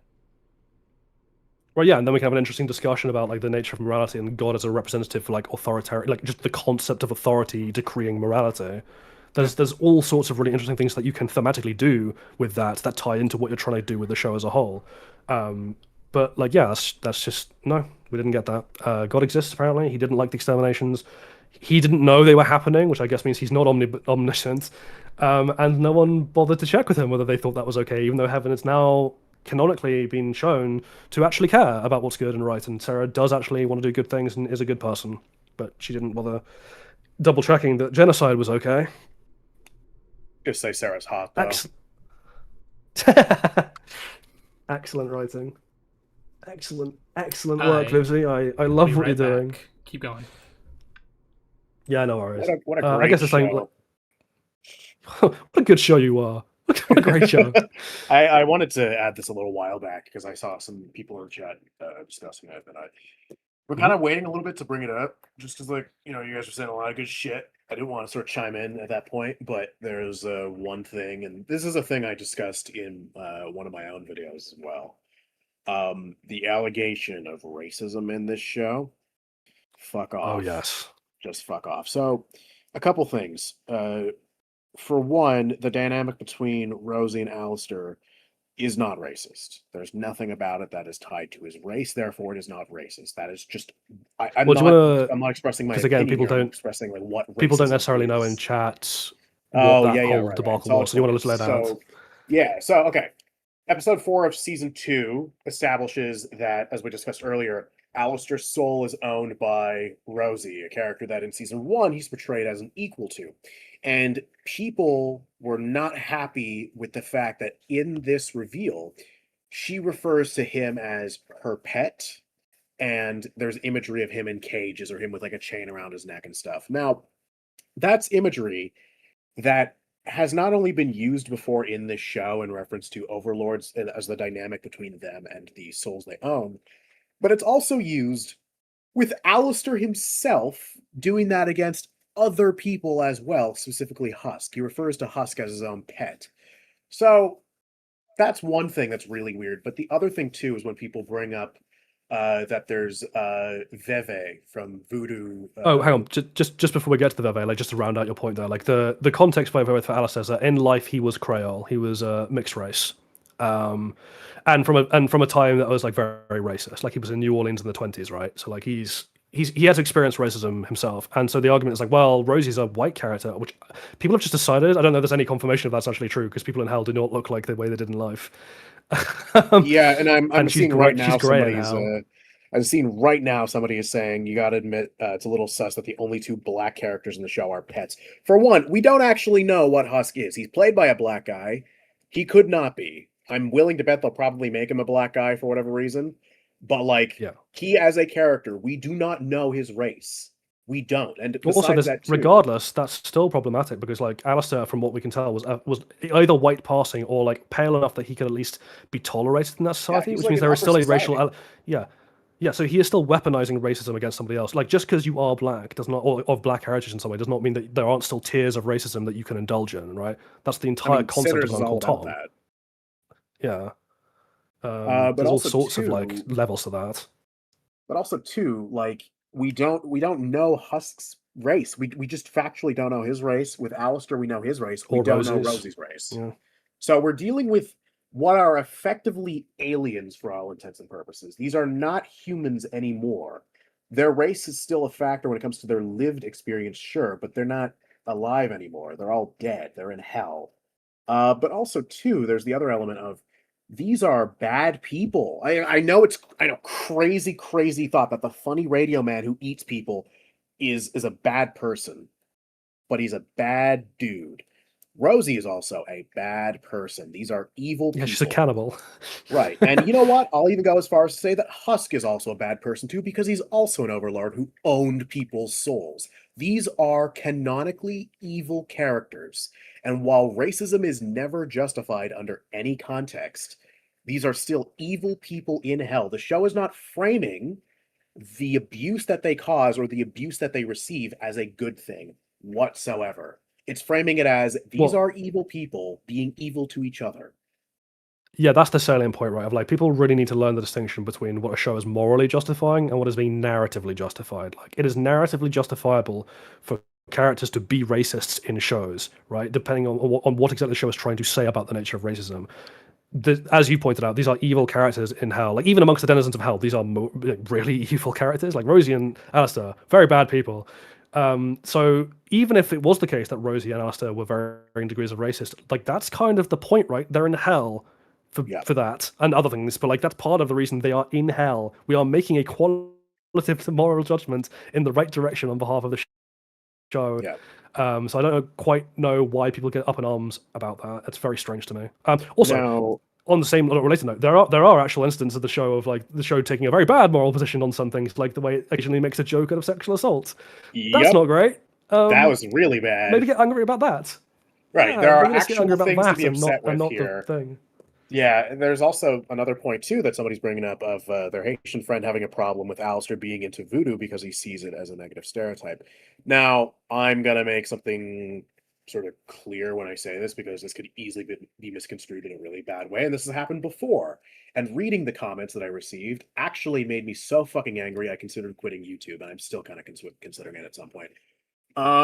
But I'm Haitian. I'm Creole. I'm not a practitioner of voodoo by any stretch of the imagination. I'm an atheist, but nonetheless, that is part of my my heritage, right? I'm not going to say somebody is wrong for feeling like it's uh, a bit negative to. It's hard for me to word this. I'm not going to say somebody's wrong for seeing this as suspect. The idea that there's going to be voodoo iconography tied specifically to one character who is a very, very evil person. But we also need to make it clear, too, that Alistair is part of high society. And as part of that as well, I can't really think of any instance in history where an evil person would take a religious symbol and use it for some twisted, demonic, fucked up purpose. I can't think of any instance of that at all. You know, not a crazy hyper nationalist from Austria in the 1920s and 30s and 40s. Yeah, or even a crazy defense secretary right now. Right. That's true. But in all seriousness, I could easily see it that Alistair is using. And now I also want to make it clear: what we see in season 2, they're not Veve. They're not. People are saying they're Veve. They are not. They are symbols they made up for the show because there was a controversy with it with the pilot back in 2019. So they have redesigned everything. I've seen comparisons between the closest the designs come. They are not Veve. They are fucking made up symbols. They literally mean nothing. So even if they were Veve, though, I can understand that Alistair, the evil man he is, would probably partake in effectively bastardizing the iconography of a religion that he probably sees as just full of shit, and he wants to just sort of fuck As a around. means Like he to an is, end, yeah. yeah, it's a means to an end. He's just a fuck. He's a psycho. Like that's the factor we really need to consider here. Alistair, for what this show has, he is generally shown to be on the side of the good guys. He is not a There's good also- guy himself. He is evil as fuck. It's also worth pointing out that, like, you know, again, I do not make claims to be an expert on voodoo, even as someone with a theology degree. That's just not a religion with which I'm in any way familiar. However, there are, you know, within voodoo itself, there is the concept of like evil voodoo practitioners. Like these are things that exist. Like there is scope within voodoo and the way in which it's practiced. That, like, you know, there are differing schools. Some are just held to be directly evil by others, in the way that like religions often have splinter groups. So it's more complicated than just being like he's misappropriating voodoo culture or whatever. But that being said, I'm going to throw a slight bone here in terms of like, I still disagree that the hysterical tone of the conversation is kind of irritating, and it's that thing of just like people just lacking nuance, right? However, Vivzy does have a kind of like consistent track record of like being really inconsiderate of others. Not in a sense of like, I do not think Vivzy's a racist at all, at least not in a kind of like conscious personal way. On the other hand, she is a very braggadocious California white woman who does not seem to have that much connection to other people's cultures or heritages, and not really that much curiosity in learning about it in any kind of sufficient detail or nuance. Because this doesn't just happen with voodoo. Like that happens with like the inconsistent portrayal of like racism towards Hispanic people in the show. Like she, you know, it's condemned in some scenes, but in other scenes she has like Vaggie doing a Shakira hip shake, you know, like for no other reason than she thinks that's kind of hot. Even though like it's kind of weirdly dismissive of Vaggie to be like, she's the Hispanic one. You know, like there's all sorts of things there. Of just like Vivzy just needs to grow the fuck up, and there's a genuine conversation around that. But like, let's not descend into the kind of stupidity of like Vivzy is an evil racist and the show is racist, and if you like it, you're racist, because that's really obviously dumb. Right. Like the weird thing for me is just the fact that there are significant problems, and people are not focusing on those problems. Like episode 4, I think. What is not an issue is the stuff with like Alistair and racism and stuff like that, considering it is just not a racist portrayal of himself or of Creole people or anything like that. The issue with that episode is everything it does to fucking absolutely fucking dome the entire crux of his character and everything they had set up in season 1 right in the fucking face. Just shot it point blank, destroyed it, fucking annihilated his character. I think Angel Dust should do blackface in season 3. Anyway, hell yes. So, but also too, I want to add as well. Somebody brought up a good point of Charlie being okay with using slave labor in the hotel, which I think is that is weird. The show should address. Well, yeah, I kind of thought that was weird in season 1 because like she knew that Huss was controlled by Alistair, right? Yeah. I don't. Well, probably. Well, she knows that like. Actually, I mean, like she knows that, like, yeah, there's a binding between the two of them. I guess she's unaware of the exact nature of that deal, although, you know, she should be taking pains to find out. I mean, this is the thing, right? Like, this is what we mean by like the first season has severe flaws. Like, even in terms of like characters, which are otherwise largely excellent, there are like little bits here and there, like Vaggie's not knowing about Angelic Steel and its effects on angels is bananas. But yeah, things like Charlie not really considering the slave aspect, or the fact that like, Charlie's main gripe with her dad is that he doesn't believe in her dreams, and not the fact that he signed up to okay and extermination. You know, is kind of strange what she chooses to care and not care about, and that's just because of an inconsistency in the character writing of season 1. But season 2 then takes that inconsistency and just like completely turns it up to 11, and just detonates anything that was good about it. And contradicts anything that was good about it, and that's kind of the point, right? So, like, yeah, the slave thing is an issue, but there are other problems. So while I stepped away for those like few minutes, I was listening into what you guys were saying. I agree, obviously, with the whole like it's not racist. It's not a racist depiction what they were doing with Alistair and Rosie, and even if it was, they're fucking evil. But something I felt like a potential pushback that someone would make to that point, that then I think perfectly segues into a large discussion we wanted to have in this stream, is you could say, you guys were saying, well, they're in hell because what they did was evil. And I think someone would be like, well, then why is the show trying to act like people in hell don't deserve to be there? Because apparently they did evil some things. People do, some people don't. Well, yeah, but nuance isn't allowed on Twitter, so that. People would push back against that sort of thing. Well, it's also there's a difference between someone deserves to be. Also, deserves is such a loaded word, right? Because it comes down to, this is a much larger discussion than I think we can have in a live stream. So check out my video if you want to see more on this. It comes down to discussions about retributive versus reformative systems of justice and whether they're compatible or not, and in what kind of ways they are.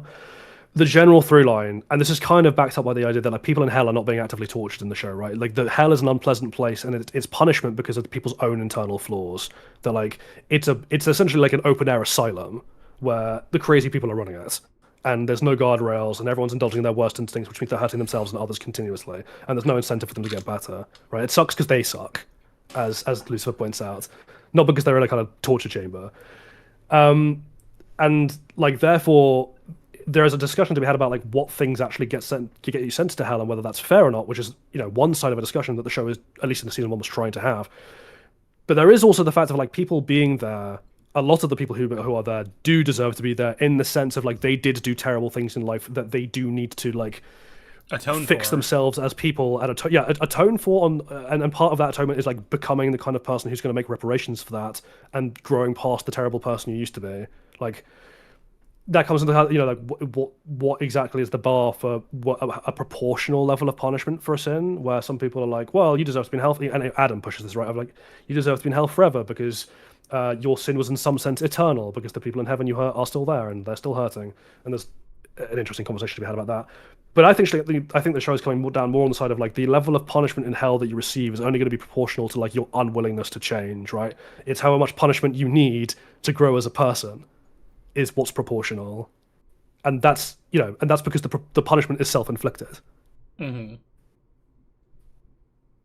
So yeah, do people like Alistair who are murderous serial killers deserve to be in hell in that sense of deserve? Yeah, absolutely. Yep. They clearly have a lot of work they need to be doing on themselves to be better people and to make it up to the people they've hurt. And then you have more like borderline cases like Angel Dust, who initially were led to believe is in hell because of the homophobia of heaven, but then it turns out in season 2 that the reason he's actually in hell is that he killed his very strongly implied to be abusive father. And like there's that leads to a conversation about whether he might have been justified in killing such an abusive man if it meant protecting himself and his siblings. Maybe heaven's rules aren't right. Maybe that's kind of what the show is talking about. Well, I mean, yeah, the very existence of a character like Adam already proves that whatever system is determining who deserves to go where when they die is not exactly perfect. Okay, Adam is obviously like, if they were actually, if it was actually fully and completely about bettering yourself, then Adam should never have made it to heaven. But maybe there's even the adverse effect to that, which is, and we don't know enough about Adam's history to make a determination either way, but what if it's like he became the kind of person he is because he was basically left to feel entitled over his many thousands of years living in heaven? Like maybe when he did die and go to heaven, he was a good person who deserved to be in heaven, right? And that corrupted him over time. This is the kind of like, when people raise the whole, like, when people are like, oh, all cops are bastards, and someone's response is like, well, I know some good cops. I'm like, I'm sure you do know good people who became police officers, but there's a conversation that really needs to be had, and the show again was the kind of perfect platform to try and do that, and Adam was a good example of this. That if you of good people in bad systems will become bad people over time, because that's the effect a system has on you when you have to conform to its rules and regulations, right? That like maybe Adam was a good person when he died, but like millennia of believing in your own justice and rightness with no pushback is going to encourage you to degenerate into something quite unpleasant, and not even acknowledge that about yourself. There's also the very real possibility that the heaven in the show isn't really heaven in the kind of true theological sense. It seems to be, it doesn't seem like a very pleasant place to be in a lot of ways, and there's lots of pangolins to cuddle, but if you want to be with your loved ones like Penchus wants to be, you can go fuck yourself, apparently. So it's not exactly paradise. Well, yeah, again, we find out that Angel Dust has a brother and a sister, and the brother is in hell with him, but the sister is in heaven. So she's in heaven right now, and neither of her siblings that she presumably loves very, very much is there with her. So yeah. That can't be too pleasant. How can it really be paradise for her? There's also the thing as well of like, even if you want to make the argument that like the punishment of the sinners by those in heaven is its own form of paradise, right? They're like, part of paradise is the kind of joy of dispensing quote unquote justice to bad people, which we've already pushed back on slightly. But to add another layer to that, I'd actually make the argument, and theologians often have, that if your joy, quote unquote, in heaven is dependent upon the reveling in the suffering of others in hell, you're not a good person, and you don't deserve to be in heaven, regardless of the kind of things that you were subjected to as a victim in life. Right? That you yourself clearly need to grow as a person. There's also the side of it of like, if that is the case, and your joy does require the suffering of others, then your own hurts and pains are being kept, your wounds, psychologically speaking, are being continuously kept alive, rather than actually healed and moved past. So heaven isn't doing its job of being an actual paradise. If it's excluding forever, even as a possibility, the idea of the people who hurt you being able to go there as well. Because it just means that you'll never grow past your own suffering, and the people in hell are being infinitely punished for finite crimes. So it's just bad all round. Yeah, it's almost like there's a point to that. People like to act like Hazbin Hotel is like a one-to-one criticism of the theological, like the heaven-hell system that we get from the Bible. And I'm like, it's not really. Like, in the abstract, you could say that it is, but ultimately it comes down to, like, the lore is different from what we're told about, like, biblical canon, right? Like, Lucifer wasn't cast to hell for giving humans free will. He was cast to hell for going against God in a more abstract sense of, like, I hate humanity and I hate that you're putting them above us, like, that sort of thing. Like, also, Lucifer just isn't in the Bible. Like, sorry to break this to everyone, he's just not there. It's not a thing. My point is, like, it is a critique of, like, the systems in our own world, and it's using the heaven-hell system as an allegory rather than being a specific critique of biblical, like, canon, right? Yep. Anyway, before we move on to the next point, we have had 3 super chats that I've been collecting and waiting for a good time to read them out, so I'm going to do that now. From Opioid Out for $9.99. Genuine question, because I don't remember if they ever talk about it, nor do I want to check. But is Charlie just okay with 2 of her employees being Okay, we already talked about that. Still had to read it out to acknowledge this super chat, and thank you for the super chat. From Sister Megsy for £5. Love seeing you guys live again. How do you feel about Pluribus? If any of you have seen it, I like it. Yeah, very briefly, I think it's good. I personally am not connecting it to it on a kind of like subjective level. I think it's got flaws, particularly in terms of rushing its premise, and there's some world-building issues. But overall, it's good. Yeah, like a 7.5 out of 10. It's not nearly as good as Breaking Bad or Better Call Saul, but it has a lot of the same visual flair, has a lot of great acting, the kind of stuff you expect from a Vince Gilligan show. And Wisdom Minari just gave us one a little bit ago for $10. Hello, friends. I've been looking forward to this. Thank you. Well, thank you. We're glad we're entertaining you. Beautiful. And with that, beautiful. We are caught up on super chats, so we may proceed. Well, I guess now is the time to talk about specific elements of characterization, right? We kind of already addressed Charlie a little bit. Who's the next one to really talk about? I guess Vaggie, right? Because there's just the funny thing about her name and what that ties into. And also she's a nice simple one to get the ball rolling. So Vaggie, who is Charlie's girlfriend in the show, for those who don't know, in season 1, she starts off the show with Vaggie, with Charlie in the hotel. They're already a couple, and then it's revealed to us in the episode where Charlie goes to heaven to argue her case that Vaggie actually is a former angel. Well, she is an angel, right? She's not a former angel. She is an angel, but she's a former exorcist. She was part of the extermination army that came down every year to kill people, and she killed lots of people. But then in the last extermination that happened before the show starts, or the one before that, I guess, given that there's one that's just happened, she had a change of heart. She was going to kill a child who was in hell, and like thought better of it and put her sword down and got the kid to run away.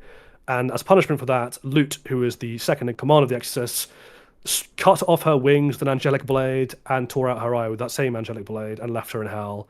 Whereupon Charlie found her, thinking she was just another sinner, which is kind of buck wild. She's bleeding gold, but never mind.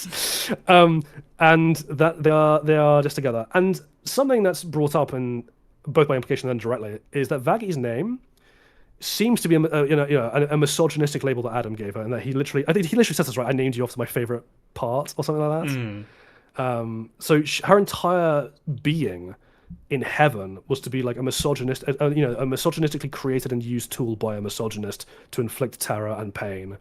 There's a lot to unpack there in terms of like her relationship to the daughter of the devil and what she does and doesn't think about the possibility of Charlie's dream. That's all kind of skated over annoyingly. But one thing we do have going for us is like this battle about her own sense of identity and whether she's even comfortable with the name that she's got, given how she acquired it, right? In that it was misogynistically given to her on the one hand, but on the other hand, it's the name that she's come to be known by the woman she's in love with. So it's acquired a new context in that regard. And season 2 is all about identity. So we're going to get a really interesting discussion about this point, right? Right? Wrong. No. It's brought up in the first episode that she's uncomfortable with her name and she's trying out alternatives. It's occasionally brought up in fleeting moments by other characters who call her things like Vanastasia and Vagatha, that she's searching for the names. Like she'll be like, oh, I'm this name. And they're like, doesn't really work. But there is no actual examination of her actual character, her identity beyond just a label, right? There's no discussion about the fact that she seems to view herself and her entire sense of self-worth by protecting Charlie, and that she is still ultimately defining herself by somebody else and not by her own values and things. It's just no one cares. And then in the last episode, they barrel through it all. They're back in the hotel. Everything's fine and dandy. Vaggie's now being promoted to hotel manager because apparently that suits her more than Charlie. Charlie's going to become the therapist, which is so fucking funny. It's a concept that she's the one chosen to empathize with people. And Charlie's like, oh, how do you feel about the new name? And she's like, yeah, I'm feeling really good about it. And it's exactly the same name, just with the E removed. And even that minor change, there's no discussion about what it means for her. There's nothing. It's I don't what the hell are we doing? Dude, she removed the E. Like that makes it a completely different name contextually, you know? Because we all know that the word vagina has an E in it. Bro. Just, it's so nothing. I remember when that happened in the finale. I was just like, oh, I forgot that was like even a thing that she was. Yeah, okay, yeah, it's okay. Your name is still Vaggie. Your name is Vaggie. Cool. Okay. Glad we had this arc, quote unquote arc. So, Jolly, do you want, I guess, you know, since you're the one who kind of had this realization and you were bringing it up to me earlier, do you want to tell our lovely audience about the character comparison that you figured out while working on your Hazbin video? Oh my God. Yeah, it was so funny. Okay, so one of the things that season 2 of Hazbin introduces there's a bit where Charlie and Vaggie are kind of fighting, which again, Charlie never has to grapple with or take responsibility for anything because she's not allowed to be a character. But during all this, Vaggie has like a flashback to her time in the Exorcist army, and like we're given more context. It's not just she had a moment of a change of heart, and you know that she was on board and had a change of heart. It's no, she had I think they just steal this from Valkyrie in the Marvel movies, right? She had a lesbian relationship with one of the other exorcists, and because homophobia is rampant in heaven, and misogyny is rampant in heaven, she was dragged away and punished, and was shown like the soldiers are physically abused by Lute, which is funny because the end of season 1 has them all cheering for Adam and Lute enthusiastically. So I don't know what we're now supposed to think about the army. But given that is what's introduced in season 2, it is now just canonical that Vaggie's situation was not unique. That there are other exorcists who are being abused and mistreated and are therefore victims. They are effectively indentured slaves who are being weaponized as soldiers. And the comparison I immediately thought of was Finn from The Force Awakens, well, from the entire trilogy, but specifically from The Force Awakens. Now, those of you who've seen Shoot's video will know our thoughts on this, which is like, it's really fucking bizarre that Finn's entire arc revolves around him morally questioning, his orders and making that a clear possibility that stormtroopers can take moral objection to their status as like child slaves. But then he's like completely happy gunning them down. Like, the next scene, he's just happily shooting down scores of people he knows the victims, and there's no discussion about that or anything. The same is now retroactively true of Vaggie, who was slaughtering exorcists by the dozens in the season 1 finale, apparently unconcerned that any one of them could either be the woman she was previously in a relationship with, or any other kind of person going through a crisis of faith who might not necessarily want to be there and is a victim. Yeah, so there's multiple obvious similarities. We're told basically that Vaggie and the rest of the Exorcists were created for this purpose. So again, that's perfectly allegorical to the First Order stormtroopers. They weren't created, obviously, they're not clones, but they, for all intents and purposes, they were made for this life. They were kidnapped as children, brainwashed, brought up, trained as soldiers. So they have that exact same similarity going for them. But also, if you guys will remember, and I make a point about this in my second Force Awakens video, the way hasn't come out yet, but they actually do bother, and this is such bare minimum stuff, but even Force Awakens technically gets this right, or at least it does this. They bother to acknowledge the ideas of identity, right, and individualism, where Finn has no name, only a number, a call sign, FN2187, and is then given a name by Poe that's derived from that original name. They take FN and make Finn. And that's enough for Finn to be like, I actually, I like this and I accept this name. And I like that, you've taken something that's from my past that was initially like nothing to me and was in fact a sign of like the way I was treated throughout my life, and have turned it into something that I can be proud of in its own way. And like, I really like that. It's a nice little moment between Finn and Poe. They don't really do anything with their friendship for the rest of the movie, because then Poe quote unquote dies. And then when he comes back, they don't do anything at all except have like one little reunion, and they hug and they have a cute little moment about, that's my jacket. But like, I like that scene. And it's like, okay, well, if we're going to make this comparison to Finn, then Vaggie trying to take her name that was given to her by a misogynistic piece of shit who abused her and turn that into something meaningful could work. And you could even derive it from the original name like they did with Finn. But what? That's not. I mean, I guess they technically did that, right? By making it the same fucking name, but they didn't give us any reason why that means anything. Dude, her new name is the JJ. For JJ Abrams. It's kind of the Dave Filoni treatment of Sabine all over again, right? Of like the idea that we're going to keep on like mentioning, we'll pay lip service to the idea that we are quote unquote setting up an arc, but we'll never actually follow through on that arc. We'll just skip to an end point and then pretend that we had meaningful development to get us to that point. Is really annoying, and it's something that happens all over the shop, not just with the treatment of Vag as a character, but Charlie in terms of her relationships with others, like the way Angel ends the show in season 2. And which I actually think is one of the good points of season 2 is like the way in which Angel Dust actually regresses, I think is really interesting and well done. But Charlie's reaction to it is just absolutely baffling and actually despicable in a lot of ways. And the same is true for like her treatment of her father and like her lack of concern for Lucifer, which other people try to defend in really stupid ways. This just keeps on happening of like, as long as we just pay lip service to the idea that these things happened off screen, it's somehow fine that we never actually have to address it in the show. Which at that point is like, well, why are we even having a show? Just write a list of bullet points and I'll read it. Mm-hmm. But I mean, and then this whole like sense of identity, right? That like what's supposed to be Vaggie's arc, you'd think naturally connects to Lute, right? Since she's also an exorcist who was presumably created by Adam for Adam, and her name is also just a fucking like a nickname. It's short for lieutenant. So like she also, in her own way, lacks that sense of identity, and the way that she's chosen to cope with it is by making her entire personality about avenging Adam and about like carrying on the legacy that he started of these exterminations, right? Like where Vaggie is trying to carve out a life for herself away from all that, Lute is doubling down and is only entrenching herself further in the cycle of abuse that she was brought up in, right? Yeah, actually, can we talk Lute more specifically, because I think there's something really interesting to discuss there. Yeah. Sorry, you finish your point first, then we'll get to Lute. No, I did. Oh, okay, fair. We kind of hinted at this earlier in terms of like how rushed her arc is, but it's worth getting into the nitty gritty because in season 1 she is just like the extremely fanatically loyal side to right hand to Adam, right? Before we get more context on the apparent abusiveness of the cadre of which she's a part. This is actually even funny. Like she also has the thing of like she doubles down even more than Adam. Like I think what Adam's doing is like let's go get them speech at the end of season 1. She's like, let's rip out their like assholes through their face, and he's like, whoa, what the fuck? Calm down. Chill the fuck out, Lute.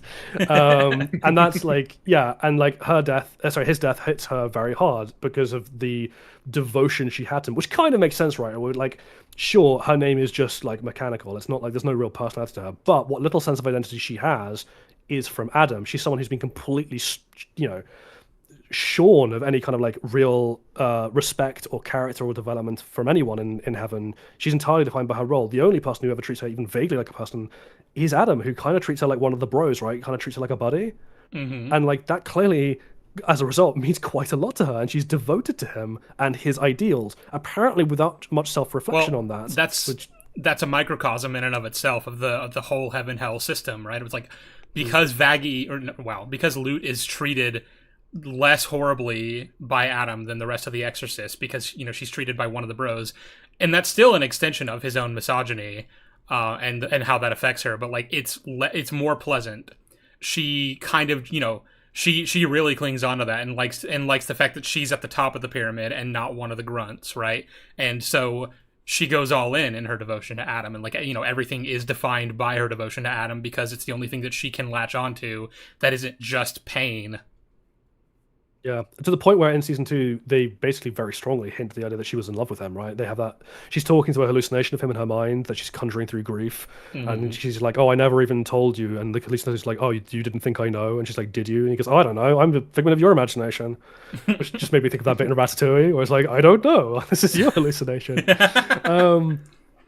But joking aside, that's really painful if you just step back and think about what that actually says about Lute as a character. That like she's so broken and so bereft of any kind of like purpose beyond her devotion to the one individual who's shown her anything even approaching respect, even though it's, again, as you said, is built on misogyny. She'll take that because she's just so empty of anything else.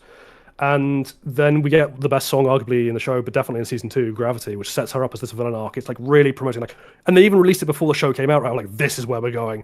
Lute's on her villain arc now. We're going all in. There's already personal motivation that directly parallels Vaggie and Charlie. It's incredibly thematically resonant. Oh my god, let's get go. And then it's just dropped. She's just not in the rest of the season other than as a background character.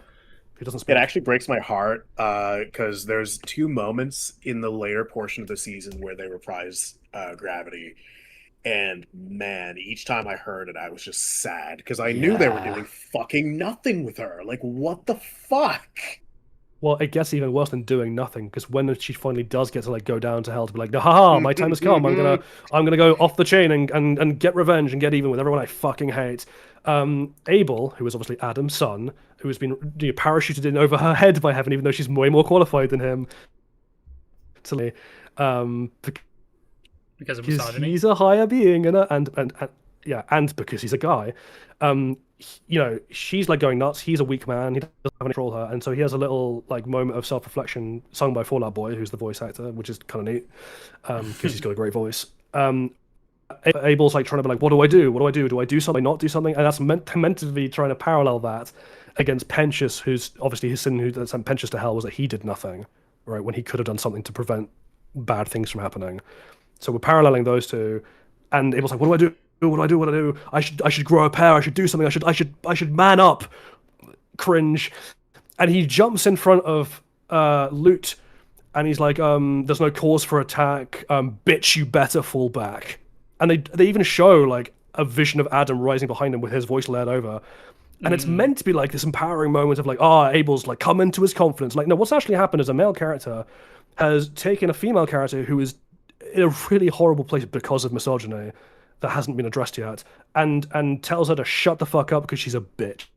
Back in your place. And push her in the chest, presented triumphant. Yeah, and it's presented triumphantly, and then she just like meekly like lowers her head and walks off. There's a great image where I was like, that little gif of the kitten standing on its back legs with its head down. Yeah. Like someone just like put that side by side with the shot of her, and it's like, it's completely all Lute needed to be reined in was a man to tell her she was a bitch. Hooray! I'm so glad that the inherent misogyny of heaven and what that's done to someone like Lute, and why Lute is even the way she is as a villain, is just not going to be addressed. Because Abel is a cute guy, funny boy. He's a cinnamon roll. A cinnamon roll who called women bitches. Yeah, literally, mate. Can I address, by the way, because again, this in terms of bad defenses, people have been like, oh, well, people in hell say bitch all the time. I'm like, they're in hell. You're not supposed to think that what they're doing is good. When people like... That just goes back to what you guys were saying earlier about how, like, sometimes characters are evil and they're in hell. Yeah. That's all right. Hell. That's allowed.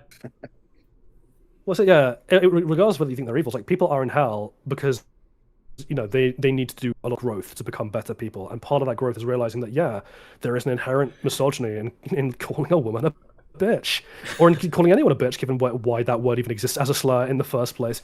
And that's probably something you should address to become a better person. isn't homophobic. Well, I'm glad she didn't write that. Well, she can say whatever she wants, but she wrote it for them to be homophobic. So what do you want me to fucking do with that? Yeah. Like, we literally have Adam calling gay love blasphemous. We have flashbacks to them punishing people for showing homosexual relationships, and there are no canonical gay characters in heaven, as far as we're aware, other than Vaggie, who was thrown out for it. So, Vivzy can say what she likes, but that's not what she's written. I think people assume that people headcanon that Emily is bisexual because she's like a sort of inverse of Charlie, in that she is like basically Charlie but in heaven. But I'm like, but that's not in the show. So like until such time that you tell me that Emily is A, actually queer, and B, that's to the knowledge of the people who run heaven and she's not facing any consequences for it, I don't care. Yeah, it just doesn't mean anything at that point. Speaking of Emily, I guess she's the we've already kind of covered all the ways in which they just like undo the, because again, like the way that is set up in season 1 when Sarah tells her about the genocides because she didn't know, is that she takes a firm principled stance against Sarah, and she gives the song lyric with Charlie that we both, all three of us agree is like the summary of the themes of the show, right? Which is like, if hell is forever, heaven must be a lie. If angels can do whatever and remain in the sky. Like, she is just fucking not having the double standard. She's not having the injustice of it all. And now that she's made aware of it, she like takes a very strong stance against it. And then season 2 rolls around, and it's like, actually, not only is she so innocent and sweet that she doesn't really understand the concept of genocide, because she thought they just killed like maybe like 10 people. When she finds out they killed thousands, and by the way, they killed a lot more than thousands. But when she's told they killed thousands, she's like, what? Surprised, shocked Pikachu face. But also, her solution to all this is like, well, what if we gave the people in hell gift baskets? Wouldn't that make up for everything? Now, I'm going to pause you. And I'm like, who the fuck is this character? I'm going to pause you, because it was at this moment, I think, because I already was on the firm belief that season 2 is bad, but I really liked Emily in season 1. Okay, like, they didn't do that much with her, but like what they did was great. And like, You Didn't Know is one of the best songs in the show, and I really like what they do with Emily and her dynamic with Sarah in that song. It really, really resonated with me. And when she said the thing about gift baskets, I actually just gave up. I had to pause it. I had to get up. I had to walk outside, and I just had to stand there and stare at the ground for like 10 minutes before I could go back in. That was so insulting. That was so deeply fucking insane. Yeah, actually, I am very fucking mad over a TV show. Oh, don't worry, Stan. I really like Emily. Tone deaf, right? It's like we are literally living in a time period where genocide is literally being inflicted on a captive population, as the show was being written, as it was being produced, and as we speak, in more than one place in the world as well. And so to have a character in a show that is an allegory for oppression and injustice and the ways we deconstruct in that, both on a personal and systemic level, to have Emily be that character in heaven who, once they're told what's going on, actually stands by their own principles and goes, no, I'm not having this. Absolutely the fuck not. This is unacceptable. For her to turn around in season 2 and be like, but what if we gave them gift baskets? What if heaven just said insulted they're doesn't sorry? really begin to... Oh. Yeah. That's a whole other thing, which like, applies to Emily here, but it also applies to Charlie, and like, this is a criticism I've made of the ways in which the show just doesn't address her flaws at all. For a character who we're literally told is like, oh, it starts with sorry, but it doesn't just end there. I learned from Charlie, right? And it's a reprise of her song in season 1. Of like, yeah, you have to be apologetic, but atonement requires more than just being sorry. You have to do things. And then not only does she never really have to meaningfully apologize to anyone that she's hurt through her own flaws, but like, we don't even see her tone for them. Like, you know, her dad's just back at the end after she treats him like absolute shit, unjustifiably. And yeah, she doesn't have to apologize. There's no rapprochement scene. There's no kind of acknowledgement by the show at all that she even knows that what she did was wrong. She just skate past it. Emily is like a tiny microcosm with this, but it's again like with the whole like Baxter thing being a microcosm. This is everywhere in season 2. Right, Joe. I think someone in the chat put it perfectly. Emily was naive but principled in the first season. In season 2, she's just stupid. Yep. Yeah, it's the Robin effect. She's been given a transcranial lobotomy. Well, I mean, Jolly, she's neurodivergent, so. True. Oh, that's true. I hadn't considered that. Oh, Have you considered that's that all you right know, then. well, that's all right then. Yeah, like, have you considered that like Emily doesn't like certain textures and things and is uncomfortable with social situations, and that's why she doesn't understand the concept of genocide. What if I shot you in the face? Well, then I would just be I can get Alistair, behind that. so that'd be fine. Oh man. Oh, goodness gracious me. Oh yeah, that's something. Sorry, because Bagel just brought that up. It's like people going, "Oh, she's a minor." No, she isn't. She's thousands of years old. I know she's like younger than yeah. Sarah, She's a seraphim. and like I know she's an adult. Like she's tiny compared to Sarah, who's like 20 feet tall. But she's she's the same size and like age depiction as Charlie, who is in her 20s, biologically speaking, in her 20s. Although Charlie herself is 200 years old, which really makes the whole her blaming Lucifer for certain things much funnier. I'm so tired of everything in season 2 being absurd. I'm so tired of the level of stupid that we have to deal with in terms of defenses. It just baffles me. I don't know why they want to go out to bat for this thing, given how thoroughly it's shit on everything that was good about it in season 1. I mean, that's what I said about like the Kenobi show with Ahsoka. You're just always gonna meet people who like really vehemently want to defend terrible writing that actively and completely destroys everything about the things that they claim to love, right? Like, why the fuck do you like Ahsoka when it shits all over the Rebels characters that you think, like, that you like? That's you're citing the fact that the Rebels characters are in Ahsoka as the reason you like the show, but I'm like, then why do you like it? And it's the same thing here. It's always going to be this way. Because fundamentally, there are just people who do not, like, and I don't even mean to say this to sound like cocky or elitist or whatever, but like there are people who just do not think about the things that they watch. They just like that the characters that they enjoy on a very surface level are on screen. Yeah, I was about to agree with that exact point, right? Of like, it's this people focusing on the superficial and not understanding that what they actually cared about was something deeper than that. Like, there are things in season 2 where, in the hands of a better writer, you could have done something really interesting with it. Like, for example, when you're paralleling Charlie and Vox in terms of like two characters who are spiraling because they're both like forming fundamentally unsound foundations for their sense of personal well-being and identity and self-esteem, and like Charlie's arc theoretically is about learning to realize that a lot of your identity comes from your empathy for your friends and the ways in which they mutually grow and support you and the ways you're tied into them, whereas like Vox is a narcissist who only cares about himself, right? He's going the other way, and that's fundamentally wrong and bad, and it's going to lead to his own destruction, which is what happens. And that's theoretically a really good framework. And one of the kind of like little details I really like about that is that every single one of the V's represents a kind of perversion of the ways in which empathy builds you as a person, right? Their power base all depends on some variation of exploiting connections to other human beings rather than actually engaging with them healthily. Like Val is a sexual abuser and a sexual exploiter. Vox manipulates people's media and the things they're told and the concept of truth and trust. And Velvet manipulates social media and the need for approval from others and that kind of thing. That they're all weaponized negative versions of what should be good traits. That's so interesting.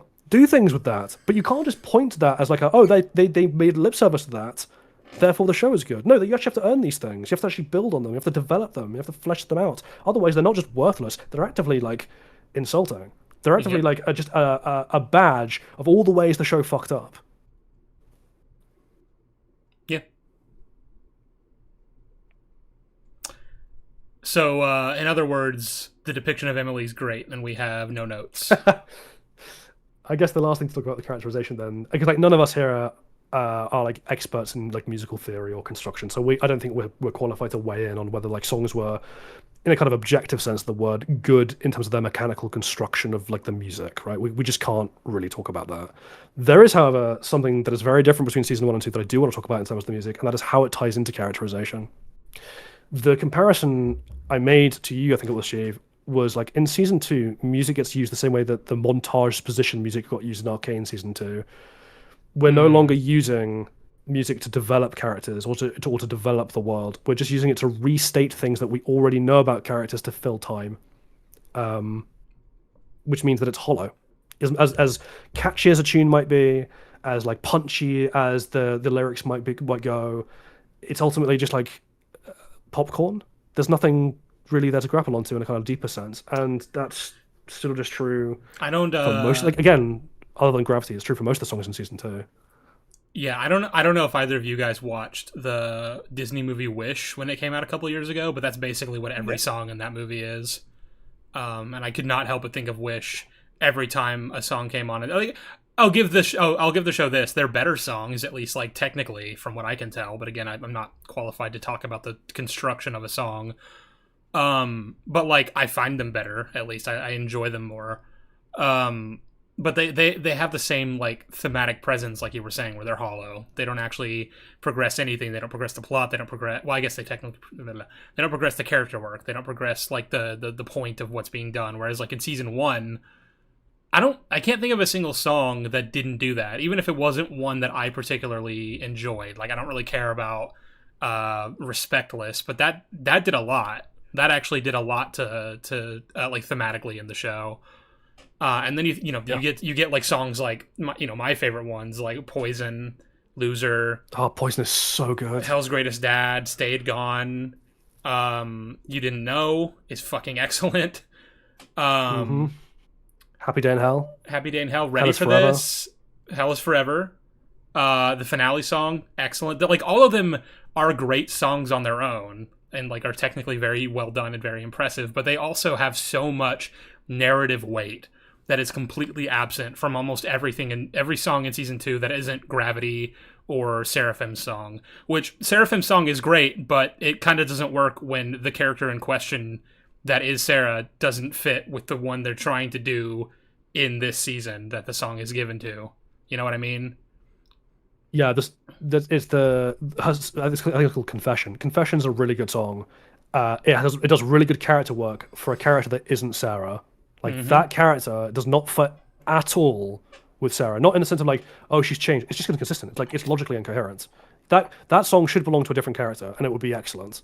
Unfortunately, yeah, makes no sense. And Gravity and makes sense, but then is completely abandoned thematically. So like it sets up a really cool way to be tied into events that is just then like just who cares? Like she's like, oh yeah, it's a sleeper villain. She'll turn up in season 3. And I'm like, no, shut the fuck up. Nope. Keep on doing that. The best point to do it was season 2 because it would be the immediate fallout from season 1, and they didn't fucking do it. Well, yeah, it would just build upon the conflict they were already starting between her and Emily, and like forcing Emily to. She's already made like a very firm stance against the genocide, but then now she has to like take a side, even if it means becoming a fallen angel. Like she has to stand against her sister. And if that means getting cast out of heaven, then that means getting cast out of heaven. And then you can draw those parallels between her and Lucifer, but they just don't do anything. Just don't do anything at all. Yeah, especially because both her and Lucifer are portrayed as being like adorable little like little guys who want to just like bring fun and creativity to everything. Like it's kind of implied the reason Emily is young is that she was essentially created to replace Lucifer's role in heaven, right? Like that's why they're so similar. Yep. That seems to be the implication. And also why she's like Charlie, but the kind of like real like the harshest contrast I think that really illustrates this point is you brought it up with Loser and Poison because I kind of view them as like a pair of songs. Yeah. Because they play over character wise. Yeah. So for those who don't know, we talked earlier about how Husker and Angel Dust form this kind of like friendship on the basis of their mutual abuse and the ways they grapple. Poison is Angel Dust's song, and that was the first time in the show, which I liked but wasn't terribly into at that point, where I was like, oh my god, we're doing something here. They're really cooking. This is a great character work. Where Angel's like flippant attitude to his own exploitation is revealed to just be a mask, and like you get a really horrific look into just how demeaning and degrading and horrible his situation actually is through this song, and the ways in which he reflects that in on himself and blames himself for it, and poisons himself. Great stuff. Then you get Loser Baby, which is the Husker's song, where he's like, take those things you think are negative about yourself and run with them. Like, you don't have to be negatives about you. Like, yeah, you're a loser. We're all losers. We're in hell. So fucking what? And embrace that. And it's great. Really good stuff. They have a kind of mutual pair of songs in season 2 that are, again, Husker and Angel, which is supposed to be the kind of like parallel to this, which is Love in a Bottle for Husker and Losing Streak for Angel Dust. With the order reversed this time, Husker gets this first song. The problem is that while both are musically really fun to listen to and good songs, Love in a Bottle is just literally a whole song about Husker being like, I am regressing because alcohol, it fulfills the whole of love that shouldn't really exist because there's no reason why I've actually left the hotel other than I'm annoyed that Vaggie and Charlie are carping at each other. Well, But I'm just gonna do that to show this thing. That's annoying too, because we talked about this previously, Jolly, but like there's a really obvious reason for Husk to decide I'm actually not cool with this hotel anymore and I want nothing to do with it, which is like the way Charlie treated Angel Dust when she was trying to prove everything to Vox was horrible, was fucking terrible. And because of the connection that Husk has to Angel Dust, you'd think that, like once Alistair is, taken by Vox, so he's no longer under Alistair's control and he has the freedom to come or go as he pleases. Once he sees the way Angel Dust was treated, he's like, no, I'm not fucking okay with this, and actually, like, go fuck yourself. And then that could obviously, like, be what perpetuates the arc of him, like, regressing back into being a gambler and Angel being the one to pull him out of that. But they don't do that. He just gets annoyed, kind of, because they're, like, being a little bit annoying while he's trying to bartend. And that's what causes that. Then his reason for going back to the hotel could just be wanting to get Angel back, like wanting to save him, because like really him going back to the hotel, like I like the stuff they have with Husk and Angelus, but the conversation they have I don't think is substantive enough to alleviate his annoyances with Charlie and Baggy, considering that it's already out of character for him to be away from the hotel. So if you're going to have him come back to the hotel, you need to give pretty solid justification, but also giving justification to why he left in the first place. Well, I think the easy solution to that would have been like, rather than the song being, because like the song that Angel Dust standing against, which is Losing Streak, which is all about like, oh, you're just looking, it's just a redoubling of the same theme of a bottle of, you're looking to fill that hole in you with bad shallow stuff, and actually what you should be doing is going back to your friends. And I'm like, yes, I know, we had the song about that just now, thank you for that. But yeah, the conversation should have been more, rather than focusing on the two of them, if Angel Dust to turn around and be like, yeah, what Charlie did was really shitty, but like she's under a lot of stress, like that's, she is flawed too. She is also a loser, baby. Like, like that kind of thing of just like tying Charlie into that, or like, it's not just we the sinners in hell who are also bad. It's like Charlie also needs to do some growth, and we as her friends should be there to help her with that. Like, yeah, she hurt me. That sucked. But she's hurting me because she's hurting right now, and we should be there for her. Because what she is, the possibility of the friendship she's shown us is worth more than just giving up on when it's easy. Like, that would have been meaningful. Instead, it's just like, nah, you should come back to the hotel because, like, you're kind of into me and, like, we haven't really got anywhere else to go. So I just expect to see you back there in a little bit. Great shot. Yeah. Yeah. And it's irritating because that kind of then fundamentally, not fundamentally, but, like, partially undermines the one good bit of characterization they do in season 2, which is like at the end of the season, because Angel's been under the kind of hypnotic control of Vox unknowingly, and has hurt his friends in so many ways while under that control, that he gives up on himself. It's not that he gives up on the concept of redemption or gives up on the concept of like the friends he has. He's basically gone like, no, I am poison again. I am toxic. I'm only going to bring hurt to the people I care about, so I should go and live with my abuser. I deserve that. I need to be away from good people who I'm going to hurt. And especially once you learn about like the backstory of like why he's in hell and how he did that to protect his siblings, there's so much there to work on. But it is kind of handicapped a little bit by the fact that like his connection to Husker essentially just boils down to, well, we both crash at the same place now. Oh well. Oh well. I guess one. Oh, sorry. Well, sorry, I was gonna say like the one character that we absolutely need to talk about is Vox, but if you have others that you want to get through first, just a really quick one because it'll take a minute, which is like part of the, in terms of the shallow characterization. This was a criticism of season 1. Penchus is one of the reasons Penchus isn't happy to be in heaven is that he's in love with Cherry Bomb, who's in hell. That love was not set up very well in season 1. That was very rushed. But season 2 takes that rush and like speeds it all the way to the fucking like flash, the speed force. It's kind of crazy how little development they have, and it's weird because like they're both engineers, right? They both have mutual interests, but they don't bond over that. They just bond over, oh, I really enjoyed like battling you, and I find you hot.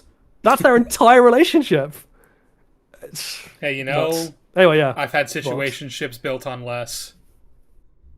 It's funny because you could easily have it where just you do something small with them and you don't even really have them talk about it. You just have it where Penchus says in heaven that he misses his friends. It doesn't really specify who, but he just misses all of them. And then you can have it where Cherry Bomb just spends some time around Penchus's portrait in the hotel, and you could just sort of do like a subtle the egg boys. Yeah, like hanging out with the Egg Boys and stuff. Just like subtle things to sort of show, yeah, they clearly miss each other. But we Or don't need them to fucking say it. I don't know, maybe actually fucking do something with Baxter, who's apparently like has his own connection to Pinchas because like they were kind of like first partners and then eventually like rivals, and that they had different ideas about what they wanted to invent and how they wanted to invent it, and they just were fundamentally like not on the same page there. So like I don't know, maybe even have it be like Cherry is trying to recapture what she had with Pinchas with Baxter, and it just isn't the same, you know? And then you're actually doing something with Baxter and not just having him be kind of vaguely at the hotel all season and then not actually relevant until the very end. You folded my towels. Fuck you. Fuck your towels. I'm gonna burn your towels. Hate you. But don't you know there are trans characters, and therefore it's good representation and still trans. I hate this show. The trans fish. Fish moment. Oh my goodness. Yeah, so Vox. So, as we kind of got into a little bit at the beginning of this, for some reason, Vivzy Pop just so deeply fixated on Vox, who, if you guys will remember, was like a rival to Alistair in season 1, but he was ultimately a side villain. You know, Charlie and the rest of the characters kind of have bigger fish to fry when it comes to like there's a war looming over our heads and like an extermination about to happen. You know, we have to deal with the forces of heaven. Vox, by comparison, was pretty small fry, and that doesn't mean that he wasn't being set up. He and the V's weren't being set up to be like antagonists in season 2. They very much were. You know, in the finale song, they talk about how, you know, once, and now that Alistair's missing, the rest of Hell's pissing, all that, they're gonna basically make a play for power. The very strong implication was they want to run Hell because nobody else, you know, the people who were sort of the strongest overlords, the people who had the most powerful grip on Hell and its kingdoms, are no longer like active players as far as they're aware, and you know they're gonna make their play. Somehow that, in Season 2, has transitioned into Vox wants to take over Heaven and to become God. Which, like... Bro straight up said, hell yeah, man, I want more viewers. I'm gonna go kill God. Where the fuck did that come from? Well, yeah, Val even kind of... Is it Val? I think it is Val. He's like, why do we even want to do this? Yeah. Like, what exactly is gained for us by taking war to Heaven? Like, wouldn't just being Kings of Hell be sufficient, given that we're already having a fairly good time down here as overlords? Well, yeah, this kind of ties into a different discussion that we haven't really gotten into yet of, like, you know, once we do prove that redemption is possible because Pinchas has done it, it comes to, like, you know, there's going to be characters who just don't want to be redeemed because they actually like being in Hell because they like the power that they have. And obviously that applies to characters like Alistair, but also, like, what the fuck do the V's want from Heaven? Like they are in positions of power, and the only thing that changes if they actually succeed in taking over Heaven and I guess becoming God is now they rule over a different place. Okay. Like, well, I don't see what the end game is here. I don't understand the through line of that plan. The best I can do for this, right, is like it's just a combination, you know, like because this is the nature of, like, you know, a billionaire's mindset, for example, right? Of like it's not coherent. It's just I want more and more. I can't fill the hole in me. I need to be more. I need to be the best guy ever around. I need to be the most powerful. And like, sure, I'm totally happy to accept that for Vox, although not for Val and Velvet, who've not been portrayed that way. I'm happy to accept that for Vox. It just boils down to as simple as just like I need to be the guy. That's the only way I'm going to feel fulfilled. It's going to fill the hole in my soul.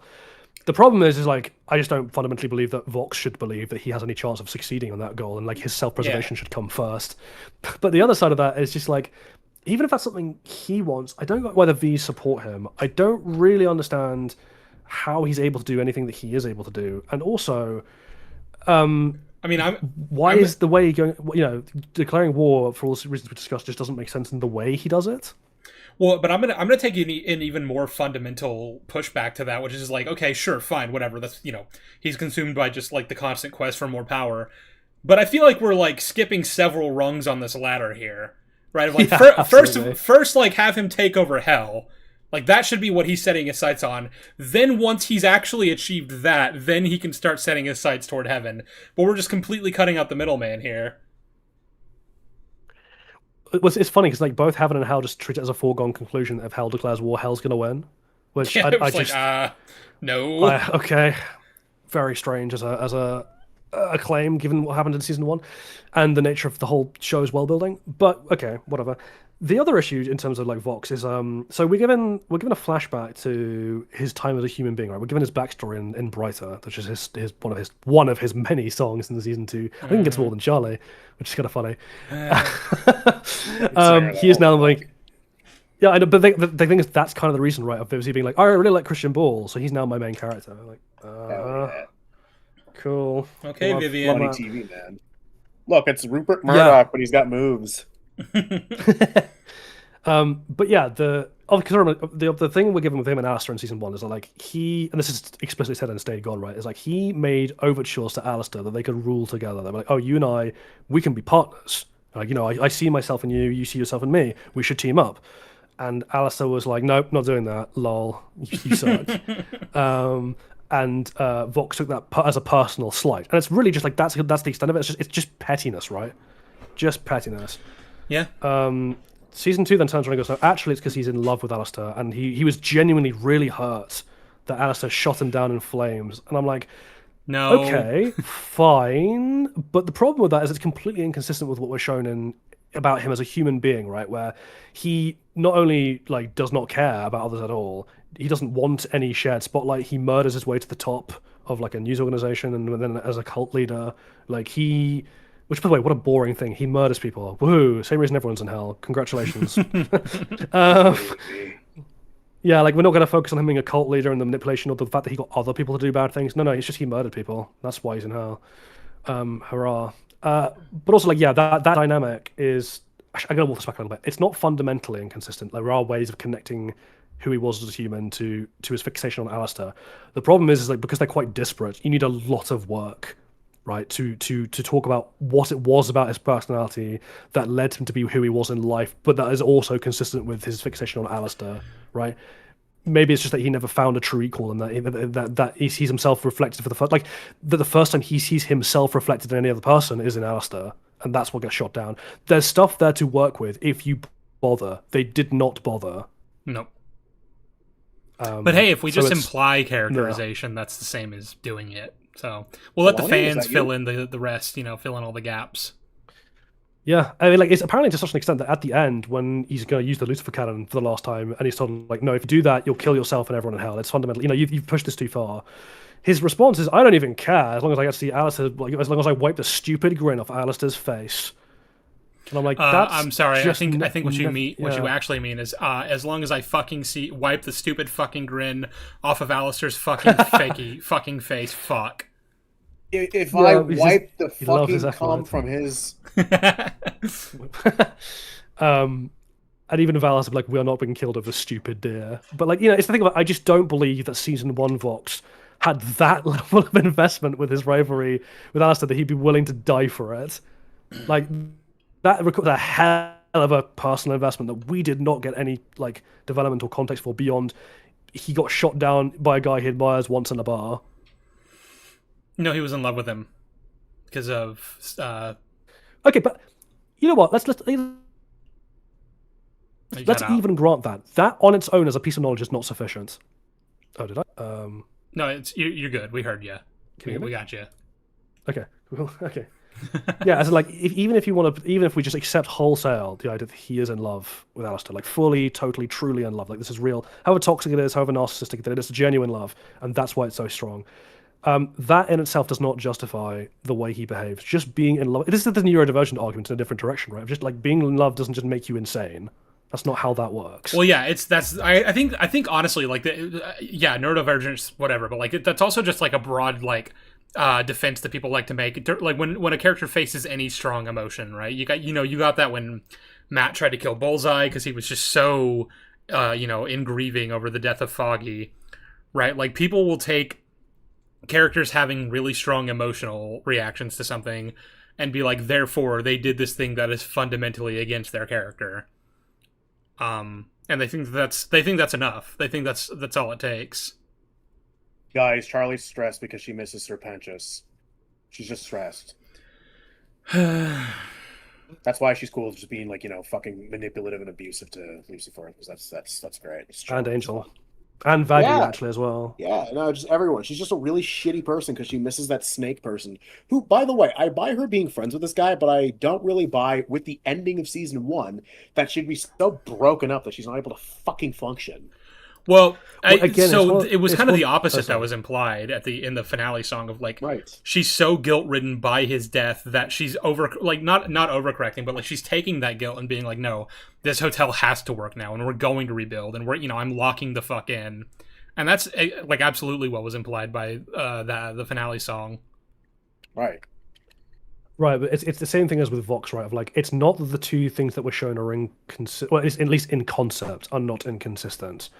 It's just that there's a lot of work that has to be done to get us from one place to the other. I am we said this earlier. I'm fine with Charlie this season regressing. I think that's actually an interesting way to take her character based on what happened in season one. I'm fine with her to be full of self-doubt and for that to manifest in a kind of like manic doubling down on trying to fill the flaws in her rather than what actually works within her and move past those flaws. But the problem is like that shouldn't manifest in the ways that it does in the show.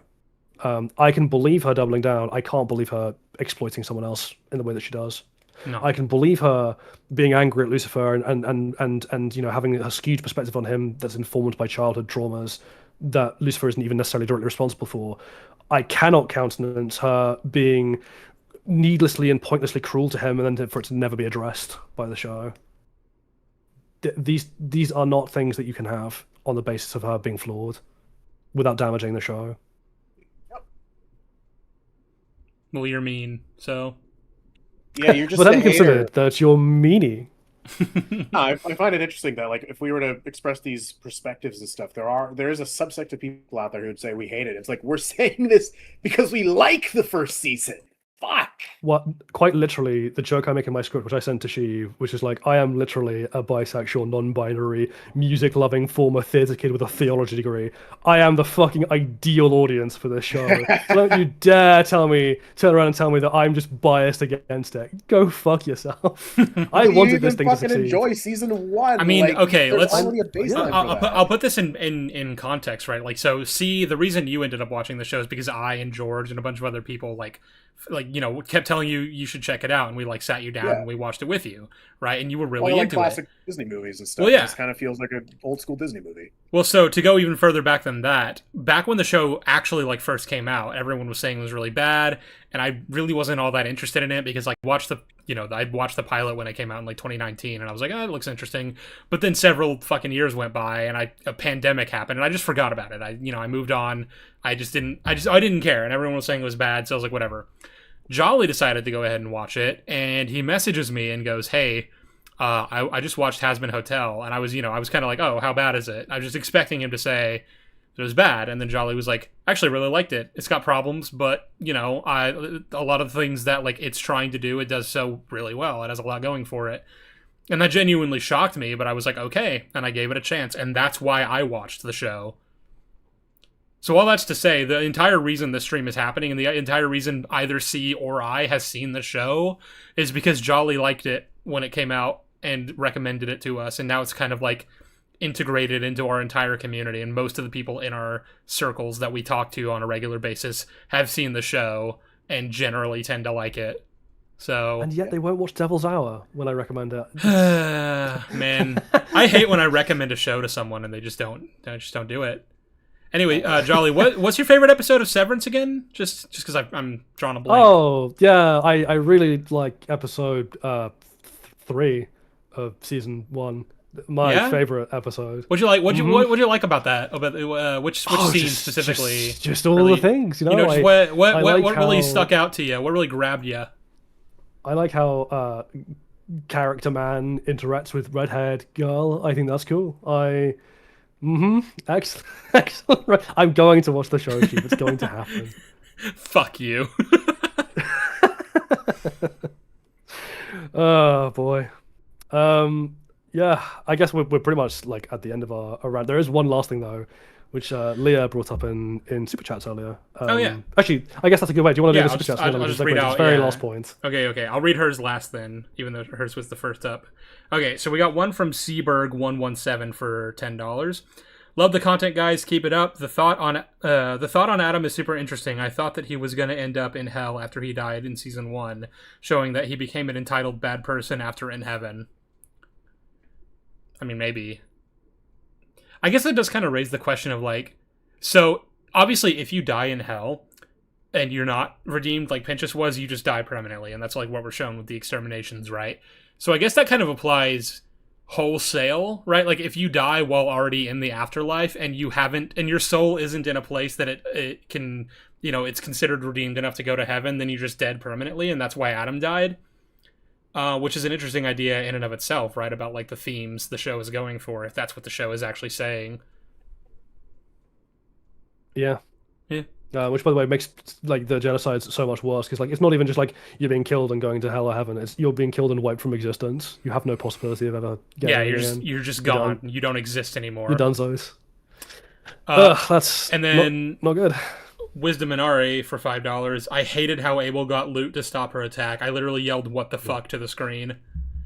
Yeah, I think we watched. I think I was watching the finale, and Jolly messaged me, and I was like, "I'm watching it right now," and I have thoughts. And then we watched the rest of it together, and we watched that scene together, and he was like, "Don't you love that resolution?" And I was like, "Oh yeah, that was fucking." My favorite bit was the misogyny arc. I think every show needs an arc where a character learns that if he's just a bit more of a misogynist, that's the same thing as being a person of worth. I agree. That's a good idea. Yeah, it's based. Like, could not be more I can't wait based. for that to not be clipped out of context. Holy shit. like Charlie when she goes on the news. Exactly like Charlie when she goes on the news. Actually, side note as well, I do like Nifty's song in that section. It's very funny. Other side note, I think it's funny that Hitler canonically exists in this universe and Charlie knows of Hitler. I think that's funny.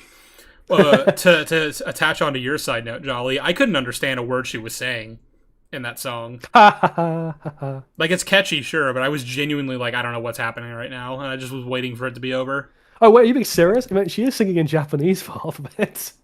No, not even the parts where she's singing in English. Oh, okay. I couldn't tell if that was a bit, or whether you had accidentally just said something quite racist, like, she's speaking some kind of gobbledygook. I didn't fucking understand it. Yeah, No, speak English, damn it. Even the parts where she's speaking English are just fucking gibberish to me because she's going so fast. Anyway. I got it. I thought it was fun. Anyway. I'm just a bad person, Sheev. Now to read out Leah's super chat.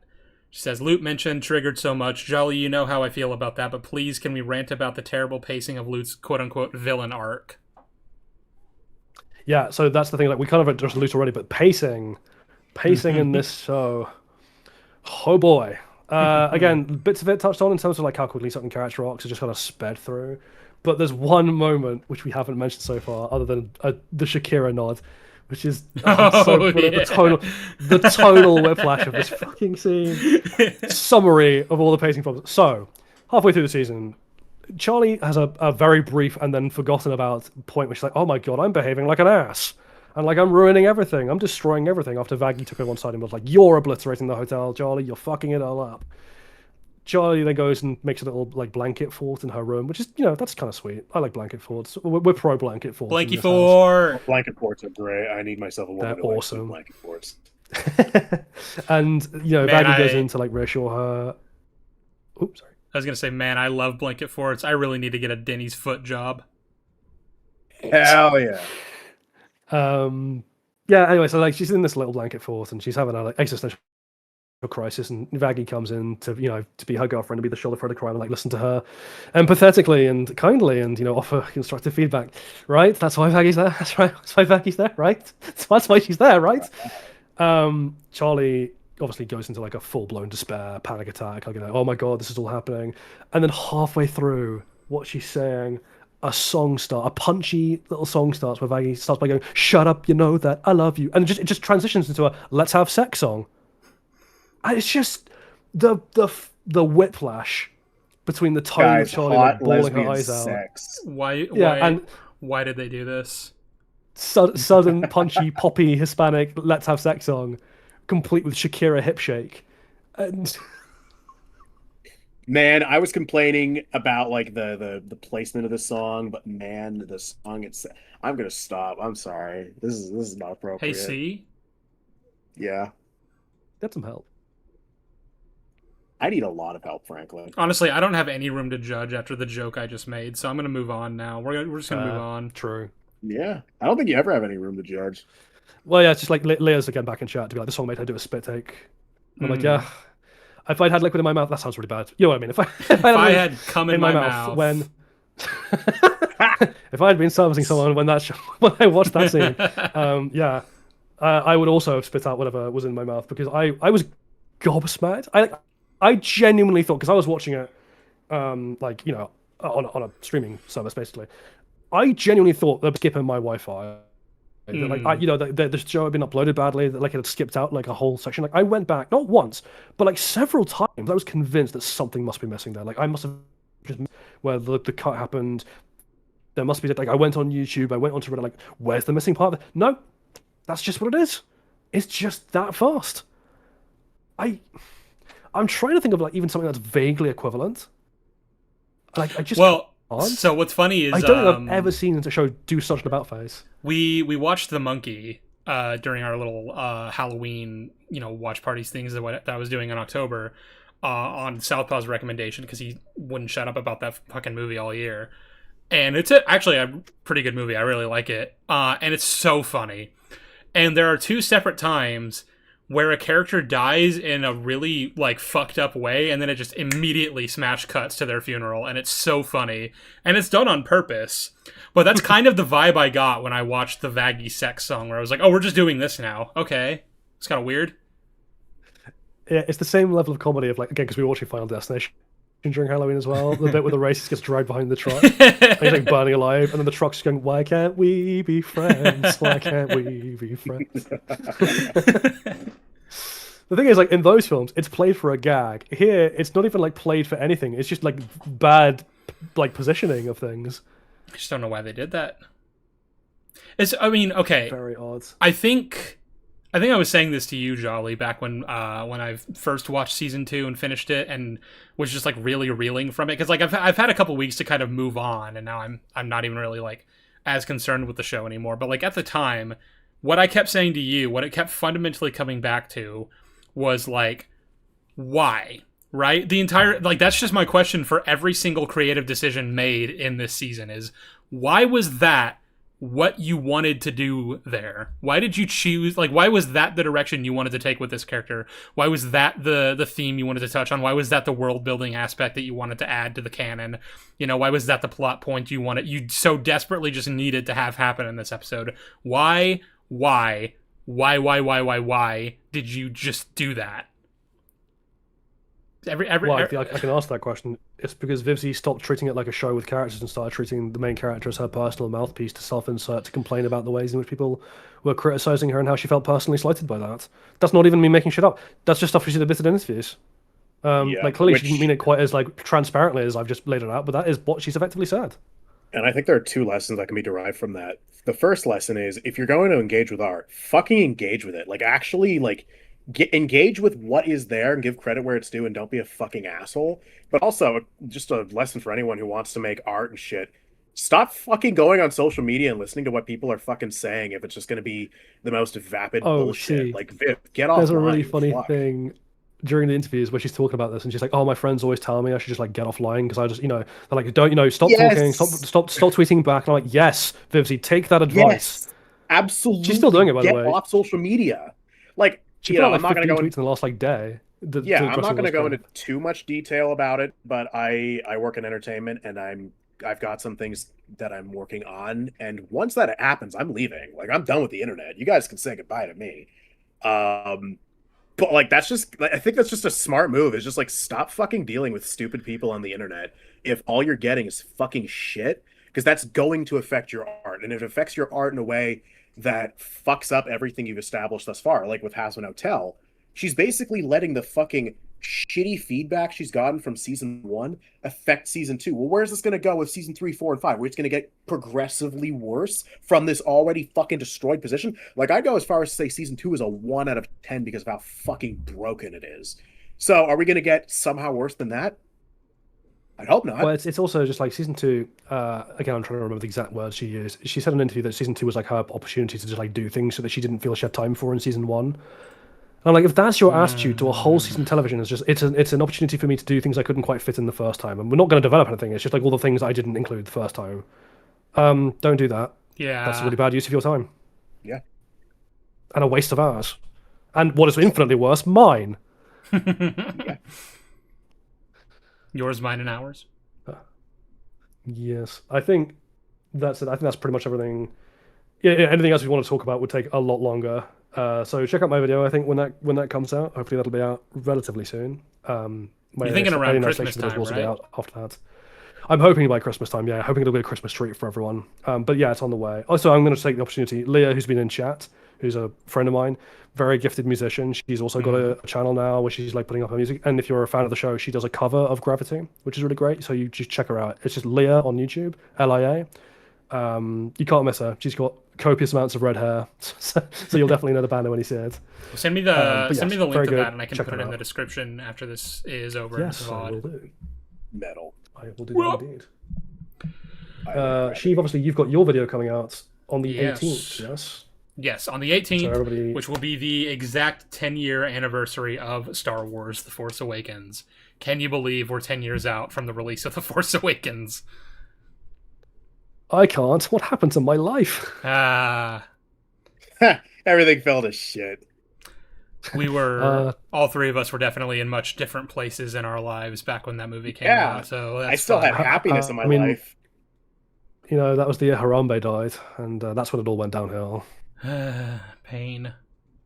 Yeah, After Harambe died. Harambe actually, no, it was the year before, but I think I like the idea that Harambe actually watched The Force Awakens, and that's what killed him. So they had to cover it up with yeah, he did suicide by cop because he watched The Force Awakens. Oh no! But somebody just said in the chat, "Don't you understand? Vipsy Pop is neurodivergent." Don't you understand that Vipsy Pop is trans? Oh wait, hang on. No, she doesn't like trans people. Oh no! Oops. Oops. Maybe that's why Baxter is trans representation, because he's not allowed to actually do anything meaningful at any point. Maybe he's not a character because she doesn't think trans people are real either. Oh. Anyway, thank you very much, everyone in chat, for joining us for this. Where I guess it's like an impromptu therapy session for us, right? Just getting this all off our chest. For those missing Sheev's live streams, do not despair. There will be one at some point in the new year for season. I guess it'll just be a retrospective on all of Stranger Things, but it's going to be in response, I think, to season 5. Well, I'm also. I guess I'll just fucking say this. I'm also just gonna do a video on Stranger Things. I've the last week or so been in the trenches rewatching it. I've rewatched the first 3 seasons. Holy fuck, season 3 is horrible. Oh, I can confirm because I've been getting a stream of messages like at 3 a.m. I'll just like hear my phone buzz and it'll be Sheev being like, "What the fuck was that?" It's like I remembered that like Hopper specifically is so fucking damaged in season 3. But, like, just the first episode, immediately, like, the first scene he's in, I'm like, oh, man.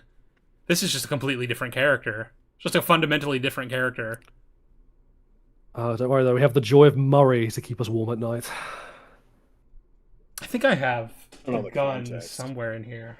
I think I have several kilos of bleach to pour down your throat. Yummy. So, do you have any videos coming out or projects that you want to plug? Nope.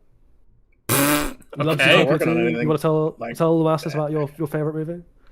I will do his video on Zootopia 2 at some point because it just came out in theaters. And well, you could also plug the Avatar video that you literally just put out like a week ago. Yeah, I mean, absolutely. I put that out, but it's out. Like, I don't know. I like really in terms of new projects, I don't really have anything I'm working on in the immediate. So like, it's gonna be a while before anything's new. But yeah, I got the Avatar video. I got my Hazbin Hotel videos and stuff. Who can blame you? You know, like after Zootopia 2 comes out and it's so much better than the third Avatar movie. Why even bother? You know, at that point, we've reached peak cinema. I will actually bore you. But maybe what the fuck else am I doing? God. Oh, I gotta do Lilo and Stitch Part 2 at some point. Yeah, you do. You know, beat the shit out of Bob Iger. What else am I doing? Those two things are actually separate things. He just means he's going to find Bob Iger and beat him with a stick. No, it's going to be in the video. Like, I'm actually going to beat the shit out of Bob Iger. Drag him onto camera, kick the shit out of him. Nuremberg trials for Bob Iger. The fucking piece of shit. I hate that. But you just like on video, you have him like tied to a post in some like sketchy warehouse or something, and then on video, little do you know what I actually have planned for this video. No, like you start like dousing him in gasoline as he's like screaming through his gag, and then the video just cuts to like a different point. But it's totally fine, Chief, because C's neurodivergent. So true. Yeah, true. I hadn't thought about that. Yeah. True. Fuck. Yeah, I really like. I might do a video on like the stupid talking points against Santa. Those fucking bastards. Fucking bastards. The Santa situation is crazy. They're trying to cancel Santa Claus. They're trying to cancel Santa Claus. They took a lot of drugs and look inside of these Palantirs, and they're able to see the future. Hurting the friggin' elves gay. Well, on that note, thank you everyone for coming to watch us and our unhinged ramblings about the show. We hope you have a very Merry Christmas. Have a good holiday, everyone. Hope you get lots of nice presents. Except for you, Bagel. You will get coal. You are Fuck bad. You, Bagel. I have been in direct contact with Santa, and he has assured me that you will get nothing this year, and that you will reap what you sow. That was your punishment for Megalopolis. You Fuck horrible. You. Fuck that movie. Fuck that movie. Fuck you, Bagel. You fucking asshole. Okay, goodbye. Goodbye, everyone. Bye, crypto.